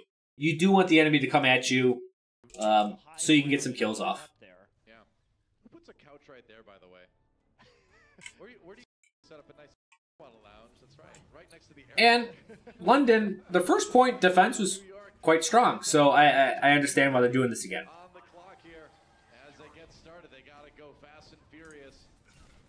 And uh-oh, that's a low health. So Janus down already. And uh-oh, as they get started, they look at this ridiculous fucking damage. furious. Oh my god. That was... On the clock here. Janus loses... He gets hit with a grenade and then a headshot. And he's at, 75 health. He was toast. And that happened so quickly that the push is dead. They're gonna send it New York packing. Now, Arc did get a lot of ult charge out of that, so a somewhat hollow victory, perhaps, considering how fast. So now we're going to see a good Junkrat tactic, overall, and Nuss isn't that far behind after just one push. which is stand on top of your trap, so when someone jumps on you, they get trapped. And the Winston dies again. And triggered maybe. Again, happened so quick that they can't really push. So New York has to reconvene again. Playing this is very New York. So Space? Nope. every time they try one of these attacks, they basically throw their Winston at the high ground while damage boosting Jonak and saying, okay, Jonak, why don't you find somebody who's out of position and get the pick? Good luck. Janus So a lot of damage again. But again, dive is really strong. And they dove him from multiple directions. So the first act of any defense is just to negate, or the first thing you do as an attacker is to negate the enemy's natural terrain advantages. So they do this by scaring him off the high ground. They attack, again, from the airlock, the Tracer's down below, and the Winston's coming up from the front. So this much pressure does force Birdring back. pressure on the high ground. Birdring forced away, trying to get out of there. Into the But they do get away. And that is the one disadvantage of dive. It's that 5 to 8 second period where the mobility abilities are down. that's a big stagger. So as they backed up and the movement abilities were up, the Widow starts taking advantage, and the Junkrat and all that. They're starting to get these kills while they have no movement abilities. Has to back way off the point right now. Oh yeah, you can tell London, everybody else on that team backing away. They gotta get the Mercy and the Zen back to the point. And we're actually going to see the last attack on Dorado How he got that one, Birdring. win or loss just like that. Let's watch some more Widow picks. It's always fun. Hop up on the tire, and there's a shot. On the Libero, on the Jonak. Feels good, man. But meanwhile, the support's going down. And New York trying to get there in a hurry, but Libero falls. So it doesn't look like they're going to be able to really capitalize on that. So this is where Junkrat gets a bad name. And they're like, Junkrat's just spamming. Meanwhile, the support's going down. And New York But he's damage boosted and he hits a Genji twice. You're toast. really capitalize on that. Oh, both Valkyries are up, but one resurrection has been spent. By So, New York, thanks to some as the commentator says, This is New York's really important pick because one res is down. Oh, Jonak got nuts. What a huge pick. Before Tyre gets a good pick, but gets rezzed as well. transcended, but the Alright, so at this point, while London did lose their Mercy, Arc has used both of his reses already. And they start fighting on point. And the tanks are just buying times right now. That's the big deal, especially with a Mercy with Valkyrie coming back. You're essentially buying time. And I think this is the really good choice on London's part, is that they allow New York to have the point for a bit while they essentially recuperate. because they did take some deaths. They did get some picks as well. But they need to regroup and get their forces back. So we see the stall come out. They back away. They reconvene. They focus on the Winston. And here's the funny part. We see... I just want to show you where Birdring is at. So, here's Birdring. So as everyone's going to the point, a Widow, a smart Widow, is going to rotate around them. And now we see Widow between the reinforcements and combat. Right, and we've gone over this before on Junkertown. Like, that's a dangerous place to sit. And we'll see that be the truth.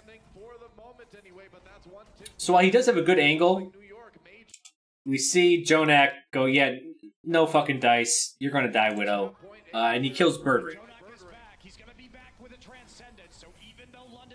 But we saw this happen last time.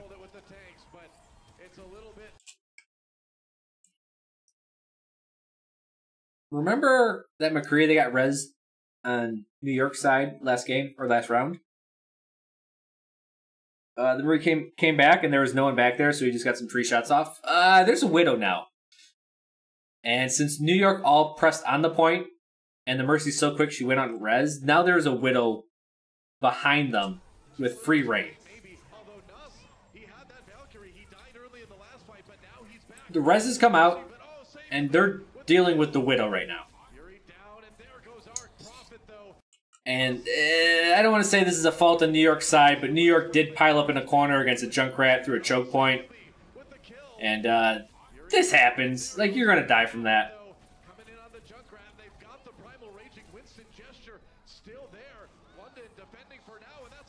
So, the Widow behind enemy lines causing the D.Va to take just a ridiculous amount of damage. So if you just want to see this Birdring gets rezzed and he's at 45% ult. We can't really get to see the shots that he actually makes, but he goes from 45%, like there's a good shot, 78%. He's getting shots off, and he's actually soloing the D.Va right now.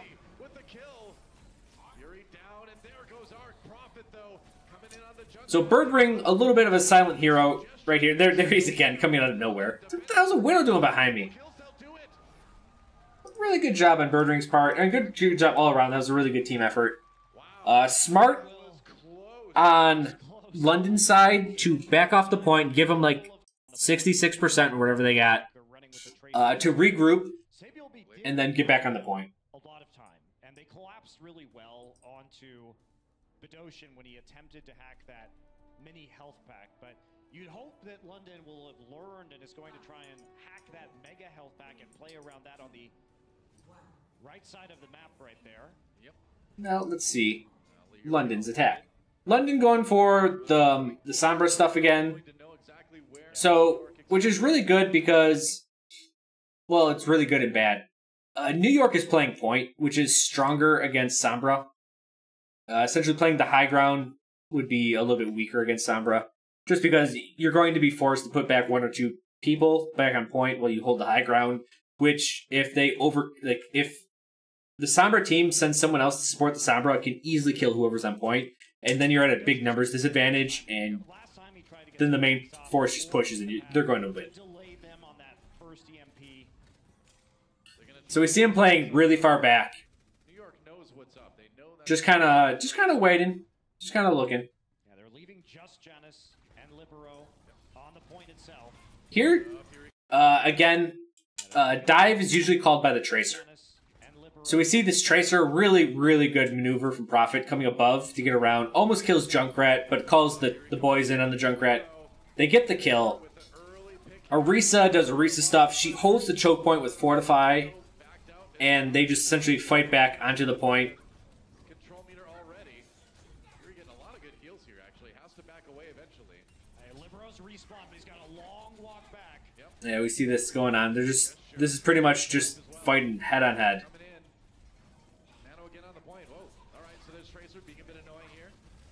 Now, Orisa just holding that choke point's really, really strong. Yep, not too surprising. They've taken a lot of time. Janus does fall. Prophet with a big pulse bomb coming in. There's EMP happens, but there is no one around to take advantage of this. Diva was demeched. She was trying to get back in her mech when she got killed. It came out a little bit too late, and there's no one around for him. And Arc was already in that Valkyrie form, so London says they've had enough of that. The other issue with that one is that while Birdring is, you know, a phenomenal player, we saw when Birdring was first trying to shoot from the main path over here that there is no, essentially, sight lines. So if we actually go back, so Winston's still respawning. The Sombra's in there. Diva was demeched, and Birdring had no sight. So you can see why an EMP just didn't have that much of an effect. Let's just skip ahead.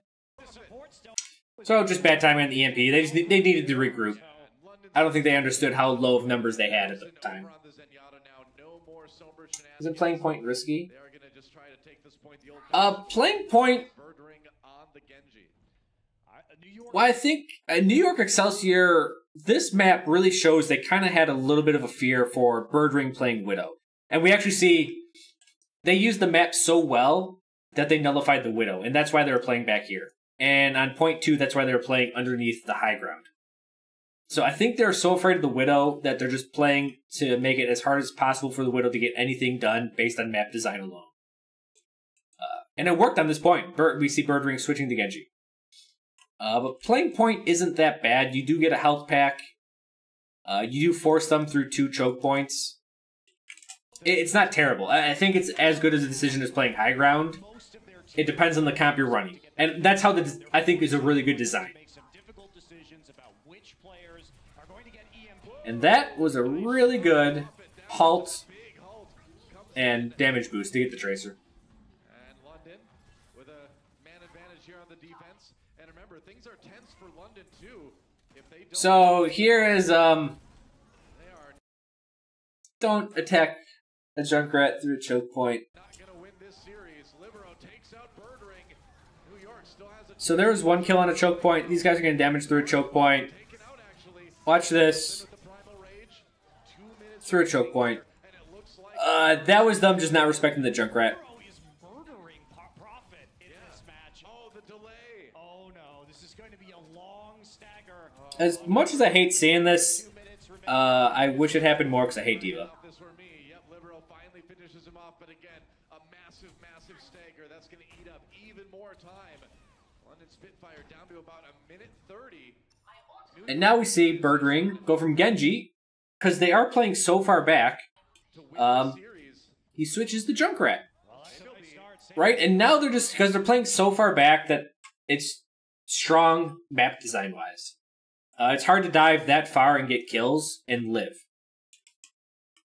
To win So the let's just go series. back. We see Zen get Tracer. Good start. Samuel B was That's a strong pick. But look at this. To win this series. Well, Junkrat does get a kill, and I think people are going to be like, this is why Junkrat's OP and he should be weakened. So he gets a good ricochet.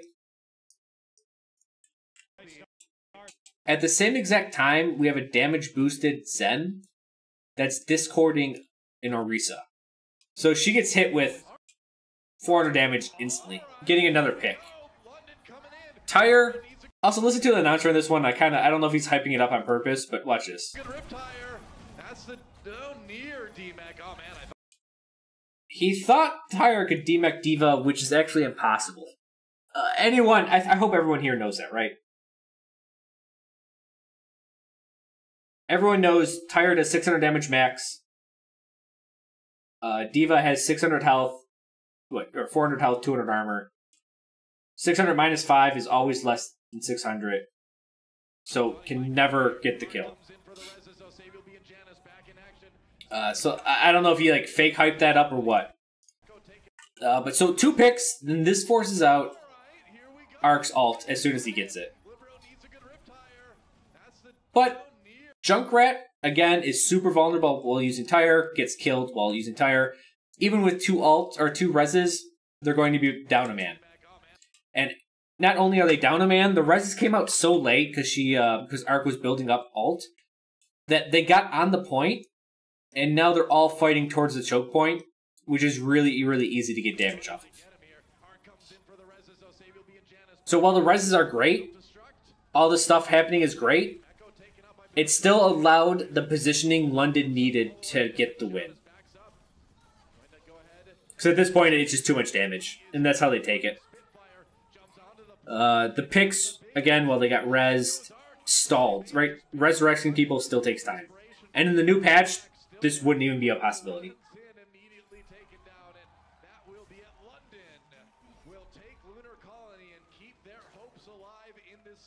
I really liked the last switch from Birdring onto the Junkrat. As Tracer, if you're already in the back lines and you hear Tyre start, should you go find the Junkrat to kill him? Yes. I would say yes. Now, that's just me saying that. And people would be like, well, talk to a pro Tracer. But you have recall to get away from the Tyre. Dash can get away from the Tyre. Junkrat's a very easy kill. So yes, we're going to see Junkrats get dove time and time again in this series. In fact, this is a really good series to show the drawbacks of Tyre. We see Tyre get destroyed a bunch of times. We see the Junkrat get killed a bunch of times. At the same time, we see Tyre get some work done. So, all things considered, you're like, all right, that's a pretty balanced ult. At least I think it is. I know a lot of people don't agree, but you know what? Whatever. So now we start seeing... we're on Numbani now. And this is where a lot of people are like, New York did some weird shit.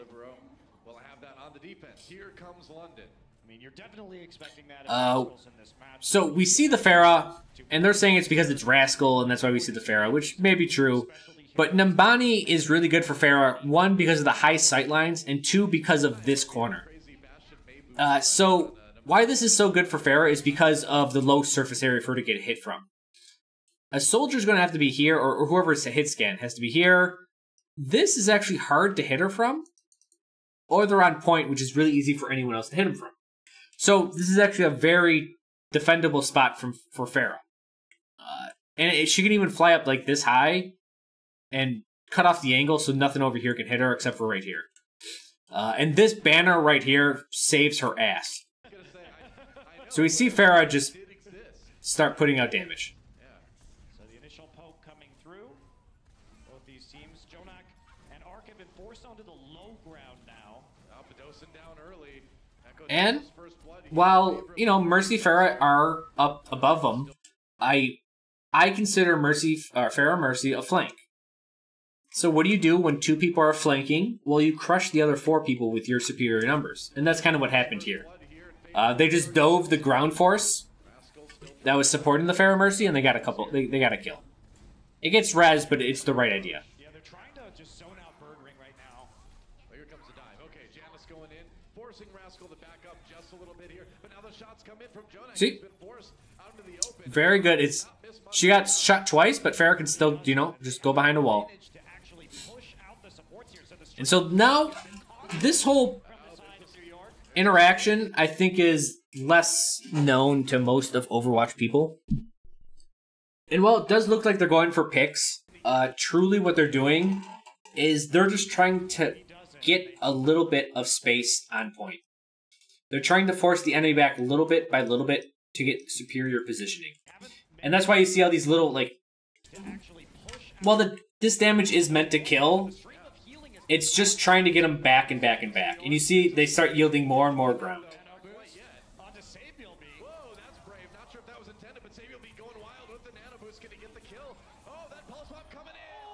That was actually a good lead by Winston, because if he stayed in there, his team would have died. But as you buy time, you build Mercy's ult, and well, Mercy reses people. I do not know if that nano boost was meant for Savior B. I kind of have my doubts, but London, no doubts about the picks that are coming in, although Libero does take down Rascal. Now this is...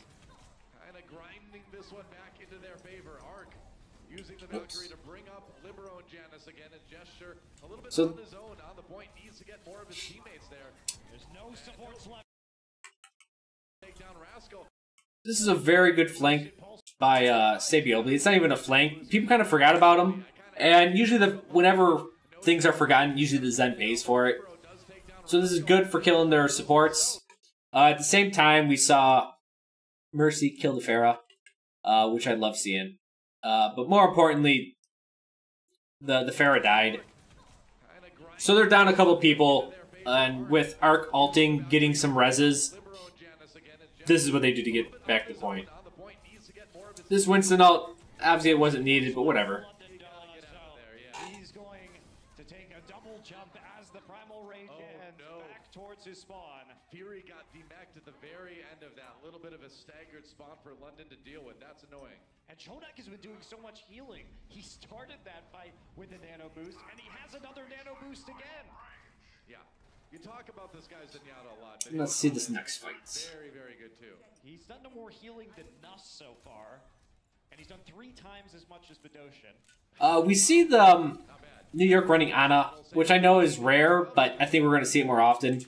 The big deal with that is everyone has mobility, except for the Ana.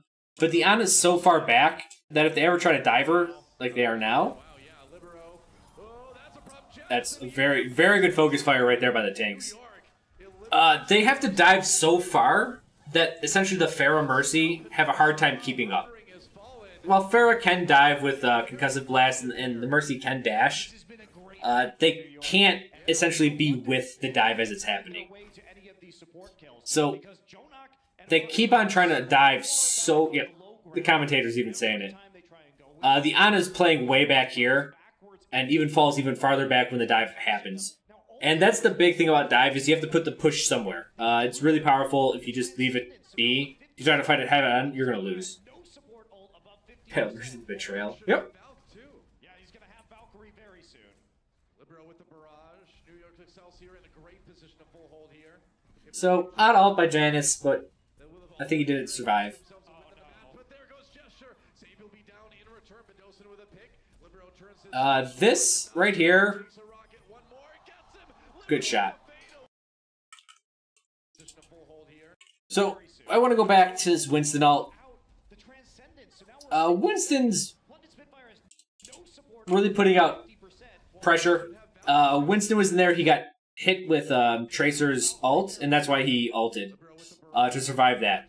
So now is the follow-up from that. Tracer for a Winston ult. Obviously, it favors the Tracer.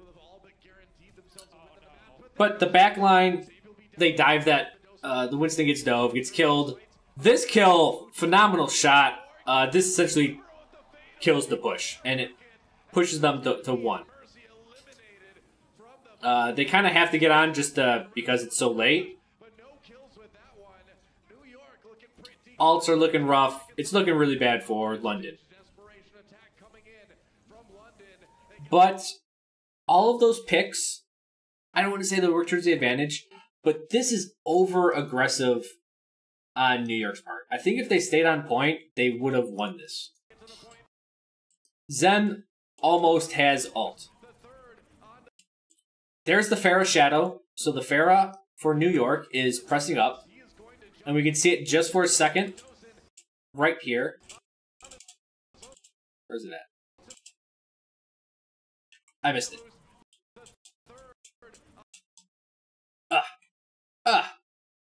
There's Pharah. I found her. She's only visible for a couple frames. But with the switch to Soldier, finally, they can deal with the Pharah. Essentially, they were losing the Pharah Mercy duel. So, stop going strength for strength and start playing to your advantages. The Pharah pushed up, the Winston pushed up, everyone pushed up, and this is kind of where their over-aggression kind of backfires. Because what does Pharah do when she pushes up?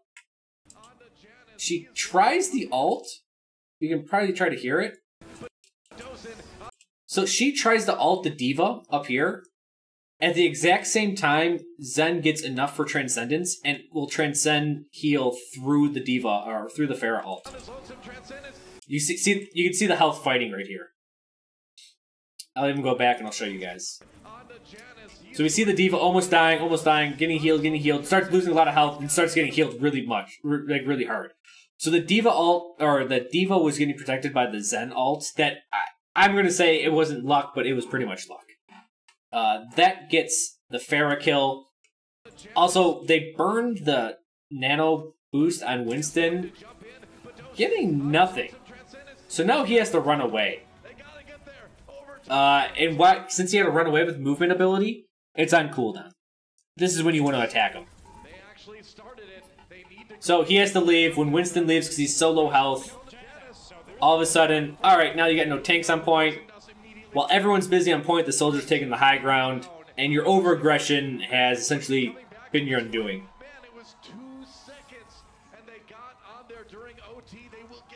So very odd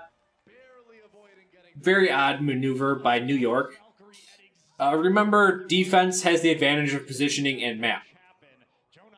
By the defense attacking, they gave up that. And then they were subjected to the twisted corridors that is Numbani. And they died for it. So while aggression is good, careful about the map you're doing it on.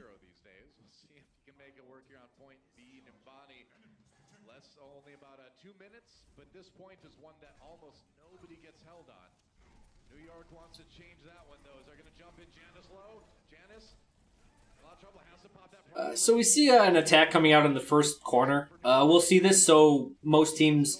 this is a strong corner to hold. This is a strong corner to hold. And also, even if you die, you at least get a second chance at defending the second point. So defending this first point, this first corner is actually a really good maneuver.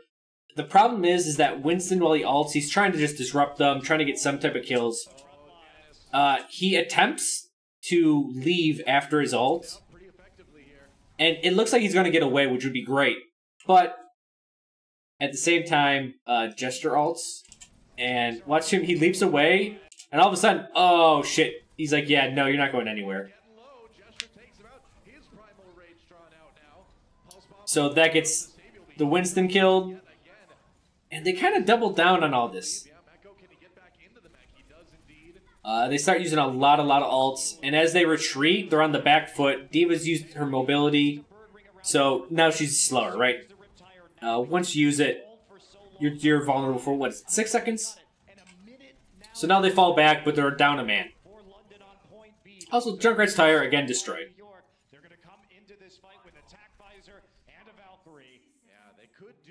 Defensive fight here on point B, but they've already held about as much as you can hope on this round. Another chance to stop it, though, to stop the attack from funny note. Soldier ult, Mercy ult, Zen ult. Soldier ult, Mercy ult, Zen ult. And we'll see, it plays out exactly as you think.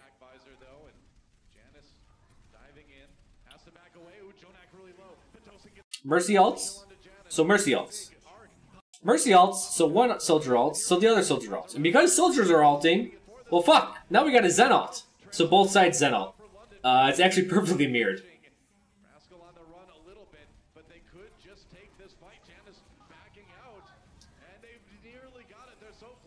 The big difference is that this Tracer doesn't get much.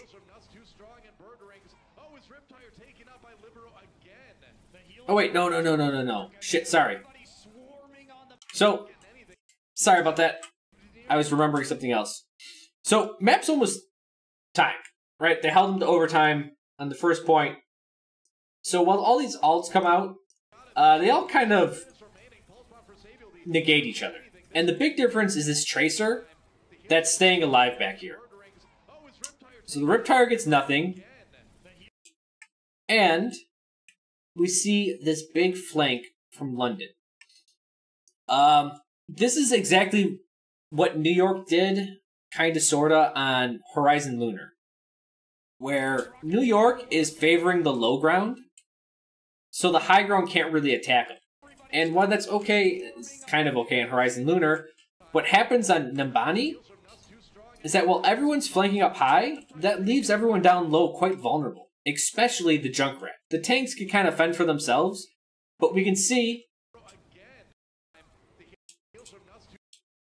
at this point, they're all flanking. We'll see the damage London takes. Mainly the Winston, the D.Va, and the Junkrat. So those are the ones in the low ground. So they're flanking. Winston's forced to ult. The D.Va is demeched. And now the Junkrat gets killed as they finally get up to the high ground. So this flank took a lot of time. Tracer seems to be whiffing a lot. Tracer's hard to play. She's getting some decent damage. But it was this... It was a little bit unnecessary flank. It seemed like good in theory. But it left everyone down low weak. So they lost the Junkrat. Their D.Va's going to take a lot of damage. And now we see there's 3 people on the high ground for London. That means with the Junkrat dead, there are 2 people, the 2 tanks, on the low ground. And, well, they got 4 for New York Excelsior, the other 2 are back here. So the other 2 here are completely immune to everything that's happening up on the high ground. The bubble protects them against the soldier for long enough for them to demech D.Va, and you can see, look, everything's getting fought over here. What the fuck? They've completely negated the high ground because they're fighting around the corner. And London went after them.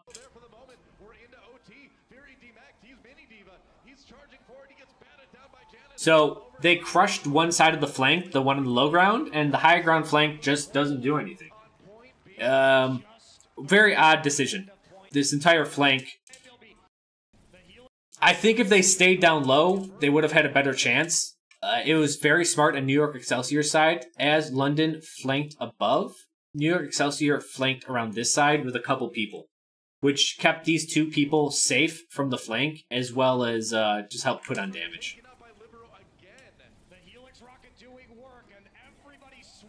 Yeah. See, Soldier's not doing too much, especially with Bubble and D.Va. Yeah. Just odd decision. It sounded good in theory, but they just didn't have enough point presence with that. And always remember, flanking takes time. That's the disadvantage to flanking. It's like, why doesn't everyone flank all the time? Well, it's slow. And now let's watch the good old rotation on the rotation. That's how you rotate. A rotation without a rotation is a bad rotation. Because it means the one team's waiting for you if they're standing still. Usually. And now we'll see what a lot of people complained about, and pretty much a very controversial attack on New York's side. Approaching it a bit cautiously, though, looking for that chance to jump up on the high ground. Rascal needs to be careful that he's not caught out. So, yeah, you hear the announcers talking about this, but the Junkrat is so far away from the team. The Junkrat is so far away, and while people think mine is good for mobility, it does make you a sitting duck in the air. So they just see this Junkrat out of position, they're like, fucking kill him. And they do. But this is where we see Birdring do work. So as they dive, they do get the Junkrat. Cool, good stuff. Rascal tries to double jump out of that, but doesn't get it. But the Tracer gets shot. She's killed. And as London is retreating now, they're essentially playing around the Widow, which is more or less what you need to do, especially when one of your DPSers is down. You have to play around your last DPS. So they're all about protecting her right now. It looks like a quick point. But remember when I first started this review, I was like, people think Junkrat's really good right now because of how much he's getting damage boosted and because of Discord. Again, the math on it is not what you think. Damage for Junkrat is not 120 with damage boost in Discord times 1.6. It's not a 6% damage boost, because that takes you to 192.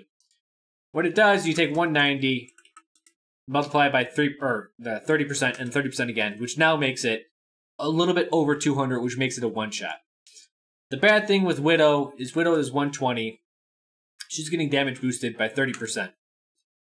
She's then hitting a headshot, which is then getting damage boosted by 30%. 507 damage from a shot. Let's take a look at D.Va's health.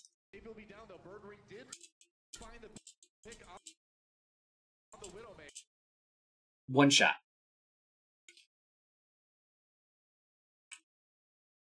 Down to almost nothing. At the exact same time, Zen hits her with a couple orbs. She's demeched in less than a second. That is what cracked open this point. Because once that happens, the rest of the team comes in and they're down a tank. Mini D.Va dies just from the damage. They try to pressure Birdring. Look where Genji was, trying to pressure Birdring. Junkrat, support, tanks. Like, he was so far out of position. Now that everyone's tucked back here, this is actually bad because this is essentially staggering them. You're trying to survive, but you've lost too many people.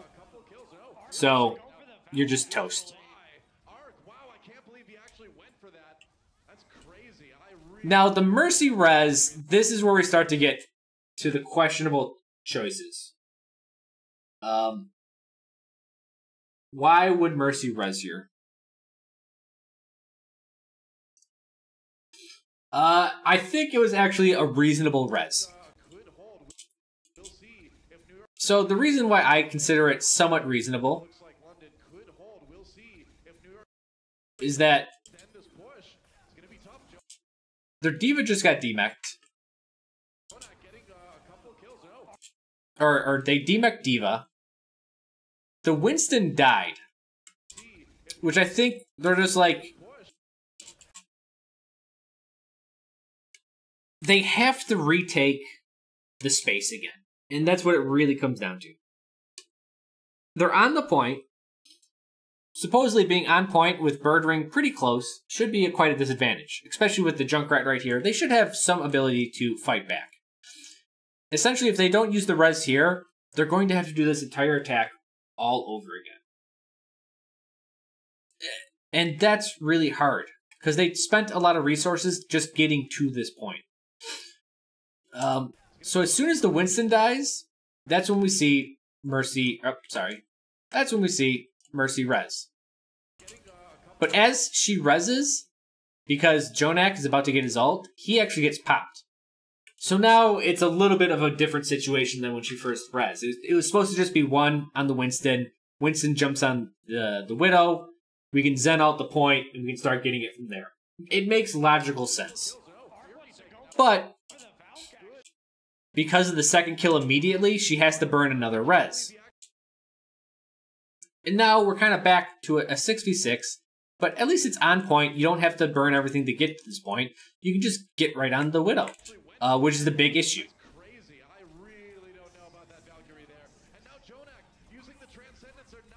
So here's exactly what they wanted to do. They wanted to pressure the Widow with these ultimates.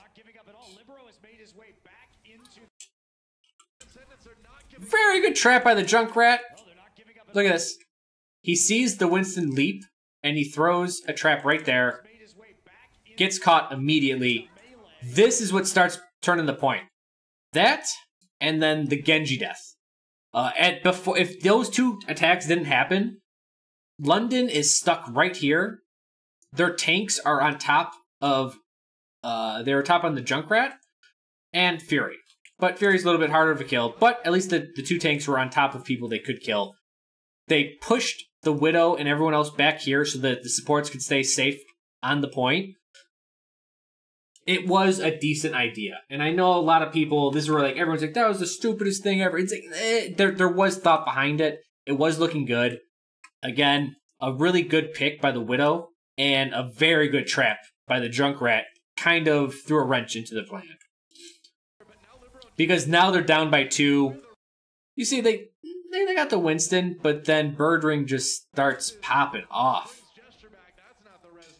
At this point, yeah, the push has been killed, but it was killed by Birdring getting a really good shot in the Genji.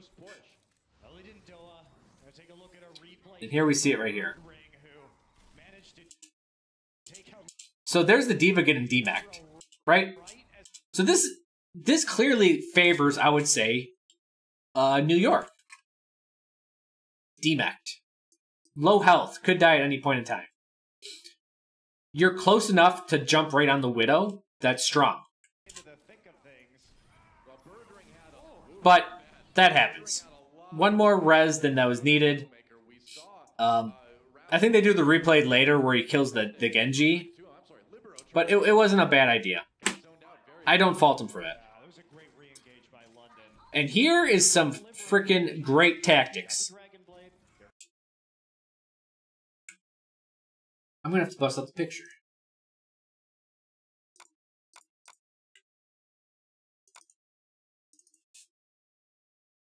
Step 1. Information. Everything's based on information. And if you read Sun Tzu, all of war is based on deception. Deception is basically misinformation. So what does London do? London hides all of their pieces. Junkrat's way back here. They can kind of grasp where he's at by his shots. We can see the Widow way back here. But she's not shooting, so they don't know exactly where she's at. But New York goes, I bet they're up there. I bet they're up there. Everyone, go over there. Oh, fuck. Where is everyone? No one is there. The only thing they hear is a Junkrat tire. And they're just like, shit. Perfect. Everyone dove on nothing. And that allowed London to play their hand afterwards.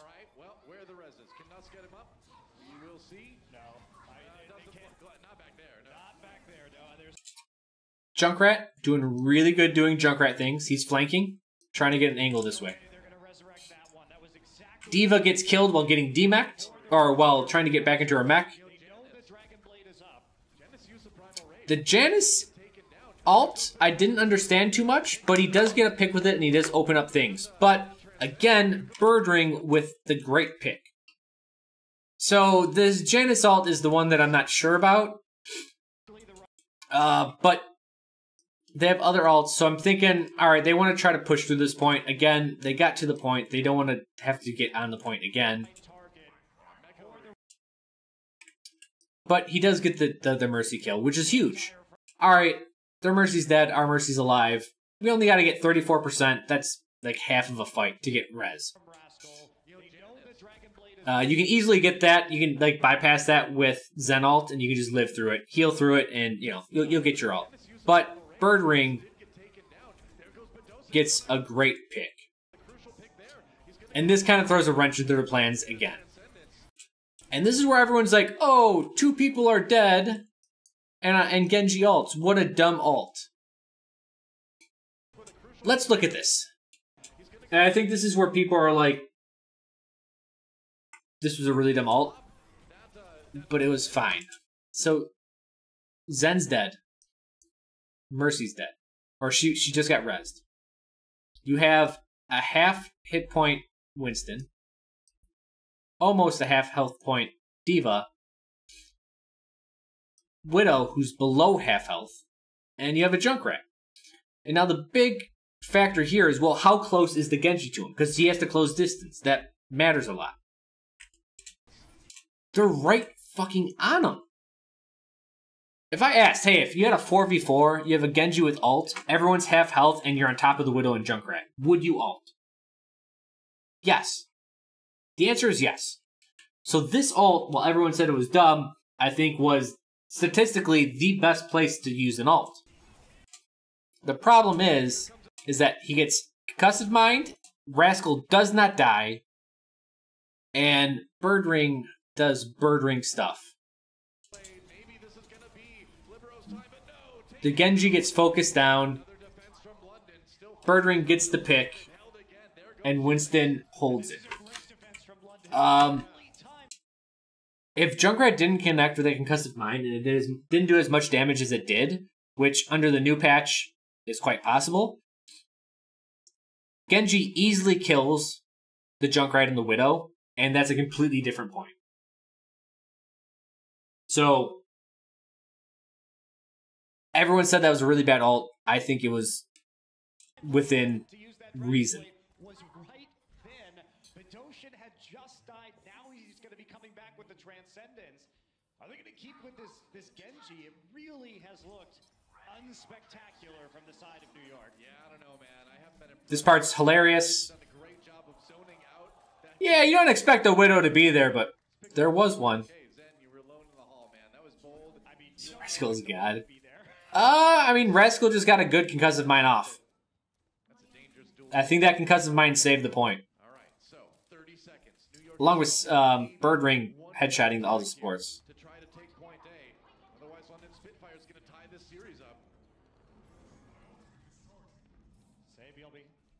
So here comes the last push. So while they're taking their time here, it's because Widow ulted, and they're just kind of burning down the infra site.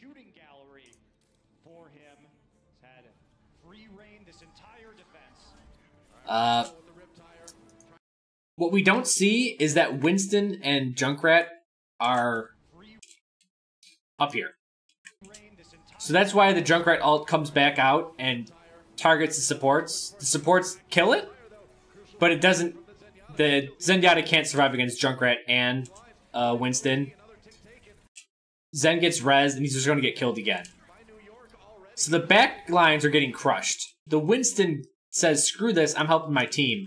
And then they kind of ult over it with Zen. And now since the Junkrat's in the back lines, everyone's like, guys, we gotta kill the Junkrat, but everyone comes back. And this leaves the D.Va to get killed, right? The entire team left them. The D.Va was in there alone. She dies. And now everyone's here looking straight down the choke point at the enemy team. Finally gets a good pulse bomb, but gets rezzed. Tracer can't get much, and the other teams are just fighting on point. More importantly, again, Birdring got rezzed and is now on the high ground.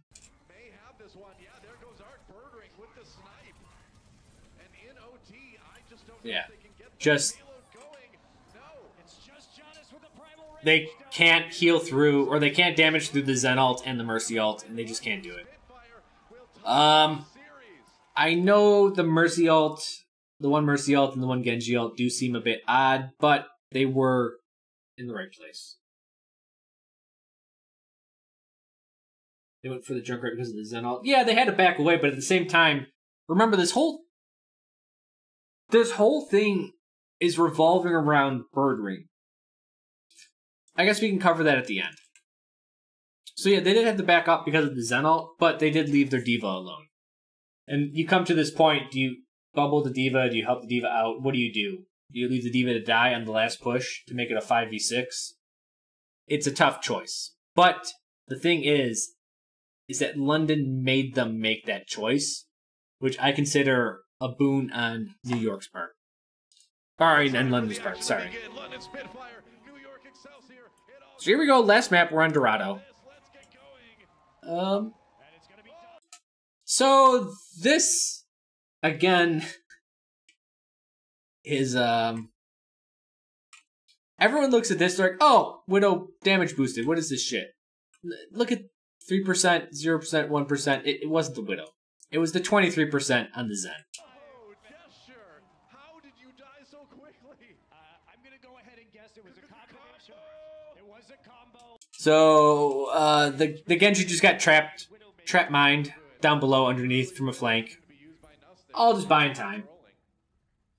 So that'll be a subtle delay, but if Mecho's hiding around the corner preventing the payload from moving, they just figured it out. Yeah, it actually wasn't Sabiobli there. It was actually the Zen. The damage boosted Zen. Jonak with already some nice ult charge, courtesy of the volley. So they dive up to the high ground, and that's just to clear it. Just to put a presence there. To take this corner, to take this choke point, you actually need to control the high ground. It's one of those things where if you want to control the left side of the flank, you have to control the right side of the flank.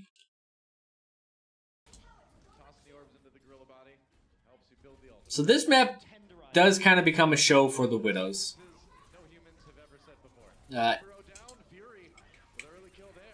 This was really good on both sides of the field. While London Spitfire does dive them, New York Excelsior does pull back. And they do it properly. They go back to this room with the Widow up top. They can't take the advantage of it. But they've broken the hard point, and now they're trying to reset the Orisa shield. Oh, Birdring down. Sabiobli with an ult. Sabiobli looking for more. There we go. Again, Sabiobli. Well, he's looking for a Widow up here or around here. He's actually on the low ground over here, and he gets a really good shot off. So there he goes. He kills the Tracer behind enemy lines. He grapples up. The Widow's up here. As the Winston goes to get him, he gets headshotted twice, I believe. But he dies. And this is essentially the death for the push. D.Va went up there, which leaves their team tankless. And they have to disengage because they just have the numbers advantage. They're down too many people. More importantly, they're down a tank and a DPS. It's just, they're not going to take it. So they reset. Again, Widow's, if anything on this series, it's proves anything, it's Widow is so goddamn strong when she's accurate. There's little to nothing you can do about it. Combined with Gesture and Fury to deal with Saebyeolbe, but he is in the sight. Yep. And that's going to be another stall. So a lot of time already down here for the London So, nice little jump by Genji. By the way, if people don't know this, when you're on a roof that slides you off, you make no noise. So essentially, this is completely hidden from Genji or from the team, except for probably the Widow that's staring right at him. Great pick by Widow again. Again. There's not much to talk about. There is so much space. There's just so much space to go from here to where the Widow is at. How often do we see Saebyeolbe damage boosted instead of Jonak? But that's what they're going for this time. And how can you blame them? Oh no, Libero. He is hitting his shots. Prophet. The late kill on the Prophet. Another Yep, more stagger time. This is all just buying time. So the question is how do you deal with this Widow? How do you just negate all this open space? Besides the Widowmaker ult used yet for New York, Doa, Nas is going to be coming back with a Valkyrie to match that of Arc. Zen. So, Zen gets a pick on Widow, and this opens up the point, but we do see an immediate ult by Mercy. Junkrat, he should have just killed the Winston outright. Instead, he goes for the D.Va. D.Va doesn't die. More importantly, D.Va just gets a remech. So, not a big deal. And here we see, again, New York does the same strategy twice in a row. When getting dove on, they fall back into this room. Well, D.Va kind of puts a wrench in that plans. She sends a D.Va bomb into it.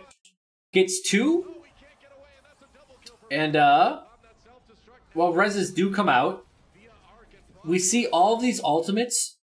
And this is a big mistake for most players, is that when they see ultimates, they're like, ultimates get kills, and that's what wins the fights.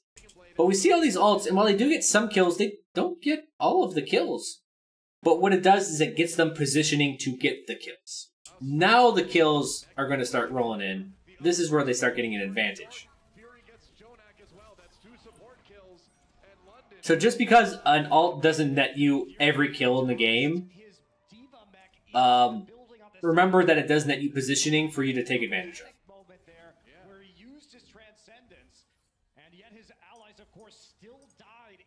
Remember, the point is not to kill the players. The point is actually to, you know, get the point to the end.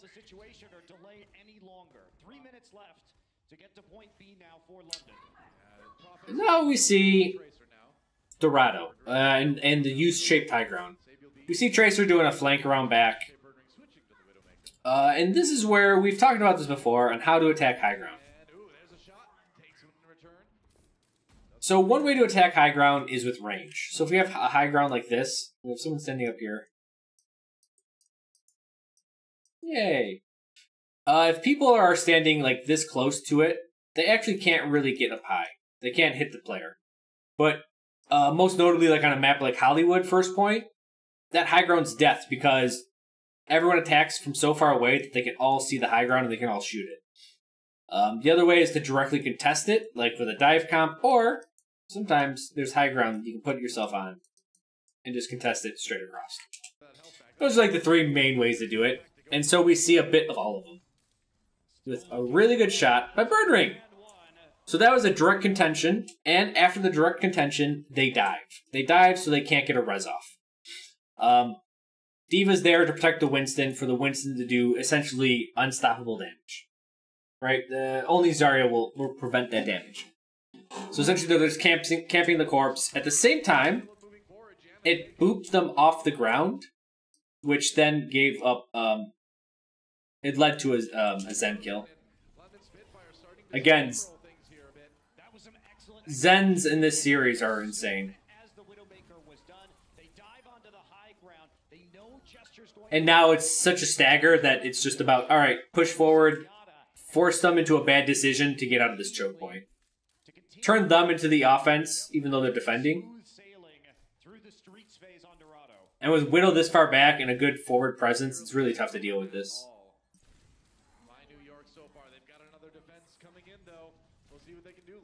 So look at this, and this is very smart. London knows they have a Widow on the high ground here, and that Birdring has sights and Birdring with the skill that if anyone's out in this open area, they're dead. So New York knows this too, and that's why the Mercy just skates by and runs away. This is why you see the Tracer and the Winston hiding behind the payload, and everyone else hiding behind this wall. Because of this, we see London doing the exact opposite. They don't want to be in this space because the Widow can't help them. So what they're doing is they're staying behind the payload, 1 for heals, 2 for cover, but they're trying to force people off the payload, essentially the Winston that was there. If they force the Winston off the payload, the Widow will get them. If the supports try to get on the payload to help them, the Widow will get them. So this is kind of like a cat and mouse game of, you guys have to come on the payload to stop us, but you don't want to because it's the open territory. If you do come to get us on point, we're just going to use our guys on the other side of the payload to essentially shield us from most of the damage and just bully you off. It's super difficult. They ult, the Mini D.Va tries to get back. They do everything they can to try to get this Widow, and with support there around the Widow, they just can't. They burn all of their abilities to get there, and now they're just forced on point. And once they get back to point, Widow just goes back to getting up to the high ground, is super far back. All of their abilities are wasted, and they die. Which gets them to the point. And they still haven't pressured Birdring either. This has been, again, like shooting fish in a barrel for Birdring. Seriously. Finally, at the end of that, Mecco was able to disrupt him slightly. But he still had the easy time. So, Birdring, again, I'm surprised Mercy lived there. Held up momentarily on point A. And the big deal here, too, is Nuss has the Valkyrie. They've got that Mercy ultimate. Oh, and there's a shot. So they try to dive. Birdring shuts down the dive immediately, and then, because of that, gets the flank.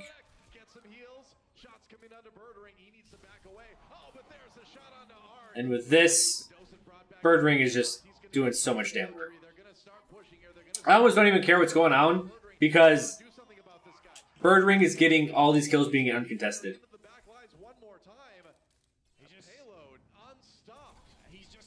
I don't really want to focus on the rest of the team because they're just fighting a huge numbers advantage while people are getting shot in the back of the head and the side of the head. So it's just tough to deal with. I mean, like right there, I mean, just another headshot. So now we finally see them mount a defense. We saw the Winston right here. Forces back of the high ground. Alt stays on the Mercy. Gets her killed. From there, he's just going to be jumping around on the supports while the rest of the team attacks. The Widow right here is just dying to reset after too many picks. But they had to burn a bunch of ults just to get to the back lines. Maybe they can hold, maybe New York can hold this right now as Fury heads down to a trip at the beach. The fast way. I don't recommend that way to travel to the beach. Yeah, sand is kind of soft, but it's not that soft. He thought he could make it in the ocean. He was very confident about his jumping skills. Well, Sabielby now on the side. So sneaky stuff happening. This pulse bomb. There isn't a Valkyrie. There isn't a Transcendence. So this is just a solid dive. Not much to talk about. They dive. They use some ults. Stalls the push. Again, when the spawns favor the defense, all you gotta do is get a couple kills, and then the snowball starts happening. That's all they've got to try to get the payload to the end of Dorado here. And one more push. Nuss has to be super careful that he's not. So here's where people, again, will say Junkrat is overpowered or he's just about spamming. For New York. And I think it was because of a Miss Guardian Angel on Mercy's part. Trying to get some of those easy kills. Any pick here, any pick at all would be big for New York. So Junkrat's hitting that choke point right here with grenades. And right there. So Junkrat hits Mercy twice right here. Right there. There's the bad Guardian Angel that slows her movement speed and puts her right in line for the 2 shots.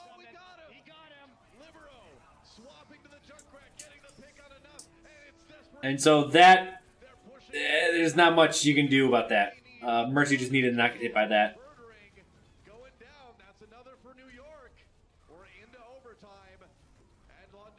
And with that pick and then this D.Va pick, it's pretty much over. Arc has the Mercy, or the Mercy Valk, so the push is pretty much dead. Yeah, I don't know, man. I mean, overtime ticking, can they get anyone to the point?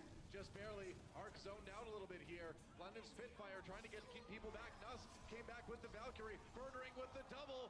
Oh boy, he's got the triple. Could he turn it? It looks close, but there's still just too many people dead. The numbers advantage stays on New York Excelsior's side. New York down for the moment, but they are coming back with a vengeance now. London trying to turn it back. They keep on fighting. Maybe they can do it. Janice down, Meko out of the mech. He'll go down soon too. Birdering cutting away at New York, but Gesture taking out the tank. Eliminated. Yep. And here come the respawns for the defense. For the life of his team's attack. It was also a good change by Libero. He goes to Soldier. A lot more consistent damage. Everyone's kind of swapping to the faster classes, but it's too little, too late. Still, you had to be really worried because the fights have been going with Nuss coming in late in overtime with the Valkyrie available. So that was a decent attack. Quick shots. Oh, It's crazy. If London can now we're back to here, London defense. And of course, To start things off. Birdring gets a really good one. On to Sabiel B. Can you talk about the London Zen ult? What do you mean at the end here?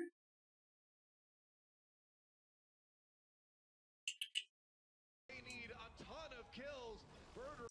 More push. Nuss has to be Where are we talking at? not going to die.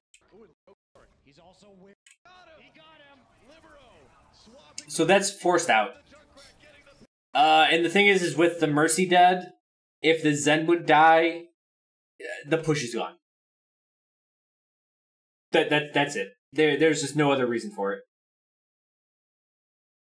pick on enough, and it's desperation from London. They're pushing in. They've got the So it was just a good move on Sabioli's part to get to the Zen to force out the ult. That's another for New York. We're into overtime, and London getting pushed back, but Because it's these fights that are really hard. There's not a lot of tactics going on. They're calling out targets and they're diving them. And they're seeing what they can get. So it's very, very at the edge of your seat. It's usually playing by instincts. And going from there. can they get anyone to the point? Just barely. Arc zoned out a little bit here. London Spitfire trying to get So there's not much to talk about that. He was kind of forced to. the double. Oh boy! Between London Spitfire and New York, it's really about the stamina. Yeah, if you go to push and you lose both your supports, it's a 4v6. The push is done. So here we go. We see the sniper again. on to Sabiel B. And they are Good shot, as always. Fucking it didn't really birdring. on Horizon. It didn't really work on Numbani, but maybe they can make it work here. So again, Fury, or sorry, Meko. Let's look at Meko's health. On Numbani, but This is the one I wanted to show you guys. There's one shot. quick shots. On One shot by Birdring. And they are going for the Genji Tracer dive again, Doa. It didn't really work on Horizon. It didn't really work on Numbani, There's the second shot. That was a headshot. They got Meko. but maybe And then watch Meko's health. they can make it work. Gone.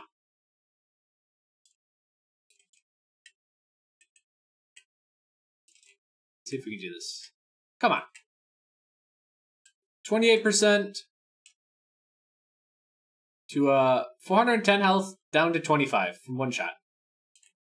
Her ult went from 28 to 56%. So that's the third shot. There's the fourth shot. That was a headshot on the Winston, I believe. Like the graphic says there, man. New York There's the fifth shot. Dorado came to London earlier today. And the sixth shot. Sixth shot. This is London. ult.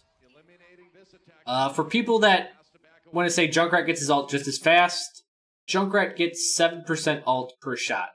So even at 6, that's 42%. Birdring got 100%. And that's the power of Discord and damage boost. And with the Mercy meta dying, we're going to see a lot less of this. So Widow may go down in power a little bit.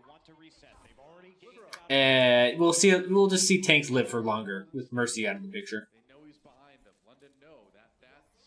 So yeah, so this Genji getting behind him, really smart. It's the same concept as you see on Horizon Lunar with Sombra, where essentially you get behind them and you try to force attention off the choke point. Because that's what you're fighting here. You're fighting against a really good choke point. So Birdring is just like, God damn, this Genji.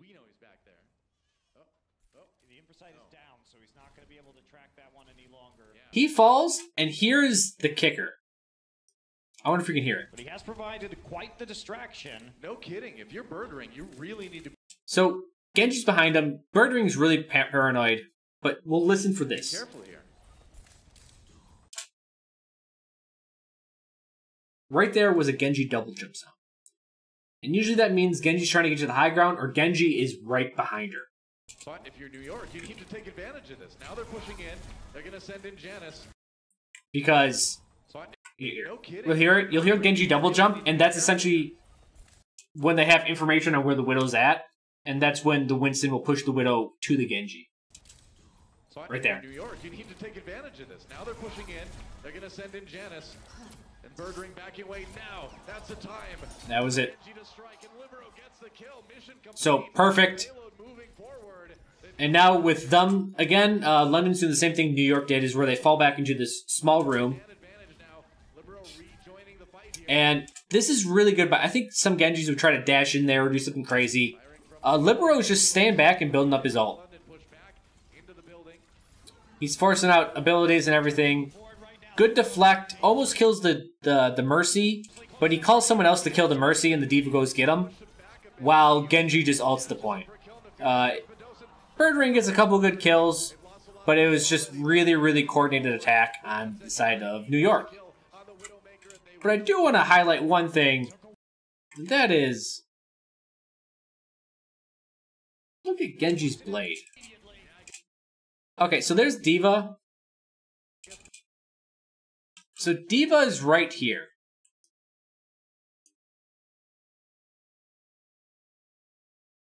And that blade kills her.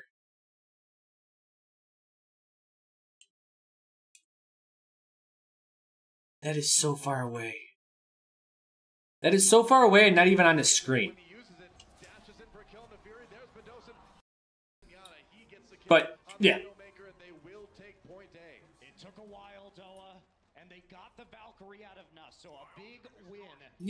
I don't like the announcer said that took a while. That's 4.5 minutes after taking point one, super quick. So very good coordinated attack on the side of New York's part. Damage onto it from that angle because the rest of the London Spitfire were pushed inside the buildings. So and now we see good old Junkrat. Oh, I love that. I don't know if they do bug fixes on the version of Overwatch they're playing, but I think the version they're playing is where Junkrat doesn't make sounds with Riptire on top of buildings. So yeah, that got him crushed. Which is great, because it allows them to push up and they can properly defend point one. Only at 28% is absolutely huge. Right. Using that in the losing battle may be a big difference in the amount of time that they can buy here on point B. Yes, indeed. Birdring. Oh, there's a shot. Got to get out of that self-destruct, though. Oh, Pitocin gets... So, good self-destruct. Does get a pick. But Genji does die to a double concussive mine. And Genji dies inside the church up here. The more important thing that we're going to see is that Junkrat traps the body. So we see Arc ult, which I don't believe is a controversial ult. He wants to res the Genji, and they already forced out a couple picks. They forced out one res, so it's not terrible. So that she reses the Tracer, and now Mercy goes to dive a little bit too deep to res the Genji. And that's where we see Junkrat have the Mercy trapped at this point. They get the kill. And then this is kind of like the beginning of the end for this push. Once the second support dies, the other DPS, Genji's still dead. It was a little bit too... Mercy flowed too close to the sun in total Icarus style and got her wings melted. But yeah, the trap was good. So Flame, if you can just wait till after this game, and I will answer your question. Prophet still looking for more victims here as London tries desperately to hold New York. So again, a little bit odd of a decision, but London is playing a little bit farther back. Usually I want a team to at least give some poke damage here and then fall back.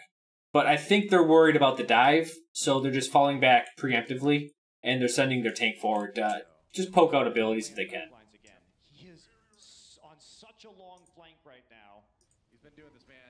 Prophet coming in, and he kills out of this one. Oh, Ark and Joe. So this one, I think, could have been prevented. Maybe.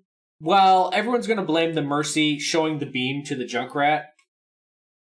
The Winston has said both supports are in there. Look, we can see Mercy. The tire has seen Mercy. There's the beam that we can see with Mercy. Like, everyone's going to blame this. Right? This beam. The truth is, Winston told them the Mercy was already seen by the time the tire got around the corner. They're done. The support's feeling a bit tired after that one. And just a little bonus is Genji died.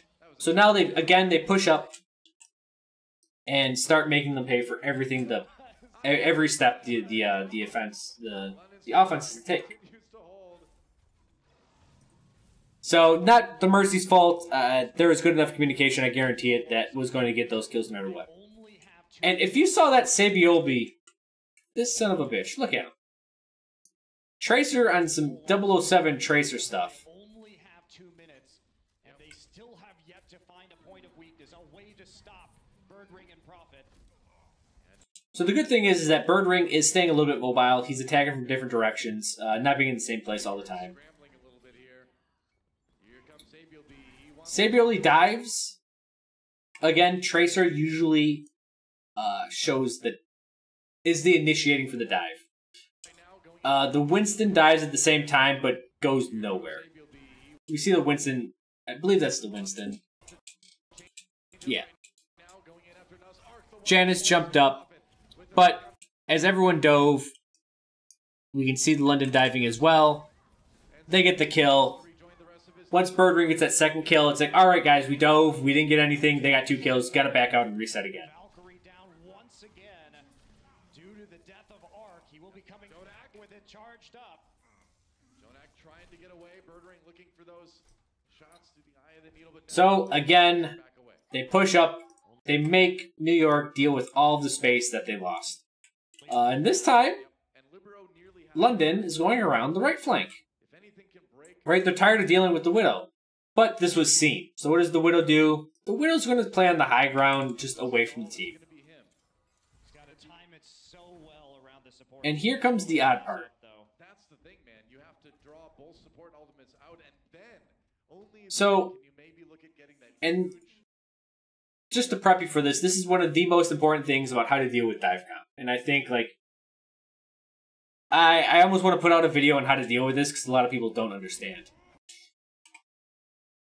First of all, this is a very odd move by Winston. I think Winston got called to be on the cart, but Winston wanted the flank. So what does he do? He crosses midfield to get there. I don't know if anyone plays hockey in chat or anyone watching. When you're on defense, like, you don't pass across center ice when you're on your zone. Like, you don't do these center passes. It's dangerous if it gets intercepted. It's just terrible. And you don't cross midfield with no defense. Because they have one of the best Widows in the game, and if you think you're going to jump from here to here with no big deal, you're fucking insane. Not only that, but I think Prophet heard the Genji or heard the Winston. So he's leaving his point. He's like, I gotta get out of here, I'm vulnerable. And he actually mind jumps at the perfect time, turns around. Libero is now down his dash. Winston is down his leap. We see D.Va. She just used her movement ability. As of right now, all of Dive is on cooldown. So, Winston, he's the first one to get his leap back. He leaps back deep. But he dies. Why? Because there's no one there to support him. Right? Even if we go back to this part, and we count down when... Alright, 8 seconds from now. So we're at 55 seconds. Coming in, Libero on the back lines. Janus down immediately. Oh, that's bad for New York. Arc has to use the Valkyrie. They need their tanks back up again. So right now is when we would see Genji get his dash back. Under a minute, but Janus falls. What do we see? Genji dash immediately and uses ult. So this dive, whether they know it or not, by burning all of these movement abilities, staggered them. Because he's on 8 seconds. 6 seconds on D.Va and 5 seconds on Winston, I believe it is. Where the Winston's at. Oh, the Winston's right there. So the Winston is going to get his ult or his movement ability first. He's going to leap. He's going to die in the cooldown it takes for these guys. So they send one in to die. Cool. And now Genji dives. Are you kidding me? And now Libero pulls out the Dragon Blade. Birdring goes down. Libero needs to kill everybody. But no, he... And then Tracer's there. And the best they can hope for now, Doa. So what happened there was a really fancy stagger. That's all that happened there. It was a really, really bad dive. Because it was just like one piece of the puzzle, and now another piece dove, and then Tracer's trying to do something back there. Zen gets rezzed, and then he ults right away. And they just got nothing at this point. And the really good thing to know about here is that dive, if you try to fight dive in like head on, you're going to lose. Dive attacking straight on, you cannot defend against it directly. Unless you're running a very specific comp like Hog, Orisa, Junkrat, right? Like you need a very specific comp to do that, and even then, sometimes it doesn't work. So what you do to get rid of this is you have to put the force somewhere. So what they do is, as everything dives, the mobile heroes on the side of London just leave this empty. Just like on Numbani, you just make the point where they dive empty. And now you think, wait a second, Crow. Before you've always said, a defense that falls back will reveal flanks. And you saw it on my King's Row over a year and a half ago. And I was like, yeah, you can fall back on defense, but there's these lines that you fall back to, and every time you fall back, you reveal flanks. But dive doesn't rely on flanks. Dive goes head on. So falling back for a defense against dive is fine. Yes, it will reveal flanks, but you have to take advantage of the cooldowns of dive. And that's exactly what they do here. And they do that through Widow.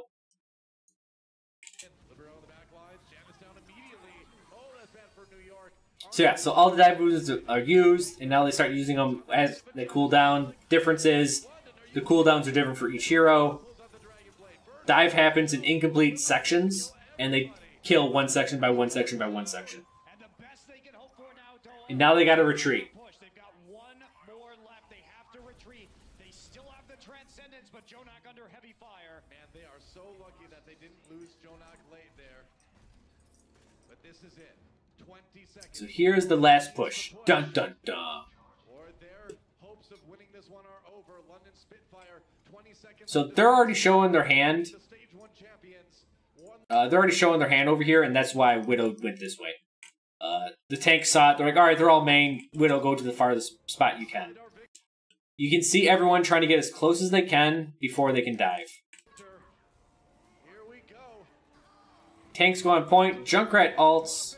A pick here. Junkrat gets taken out, but almost gets 2 supports, but does get the Mercy. Not much the Mercy could have done there. Transcendence comes out. The Junkrat, while he does die, he does get res because he's way far back. Like, it's a very safe spot for him to get resed at.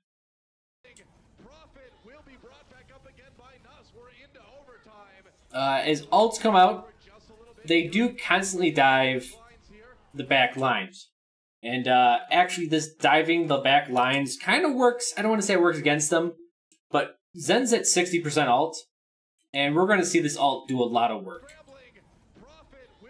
Also, we see Birdring switch to Tracer, which Birdring died and Arc died. Obviously, Mercy's going to be slower to point than a Tracer, but also this spawn also is starting to favor defense. So it's a longer walk for Arc.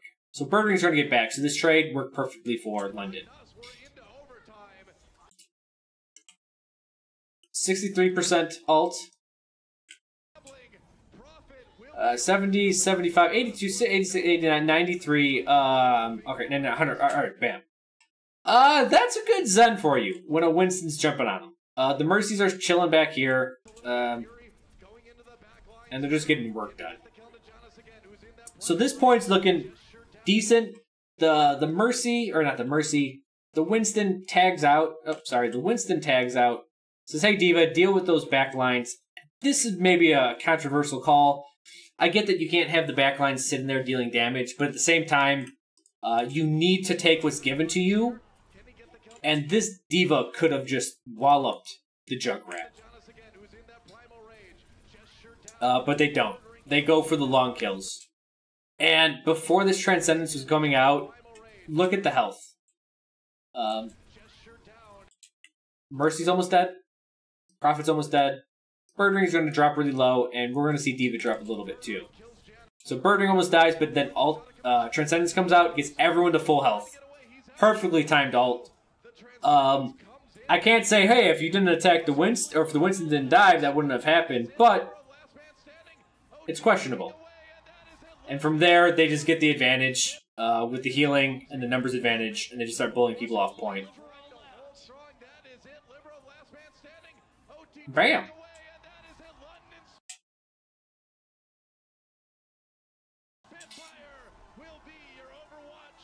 So that's how they win it. On the back of a incredible play by the Widow and the Zen. Yeah.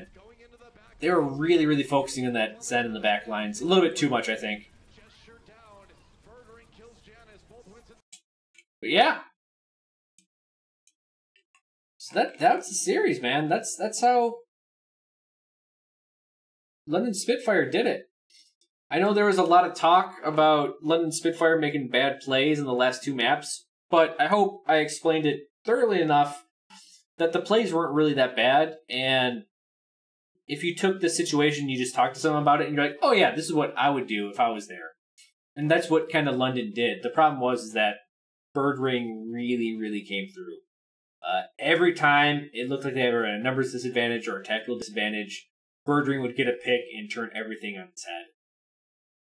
And at the same exact time, I think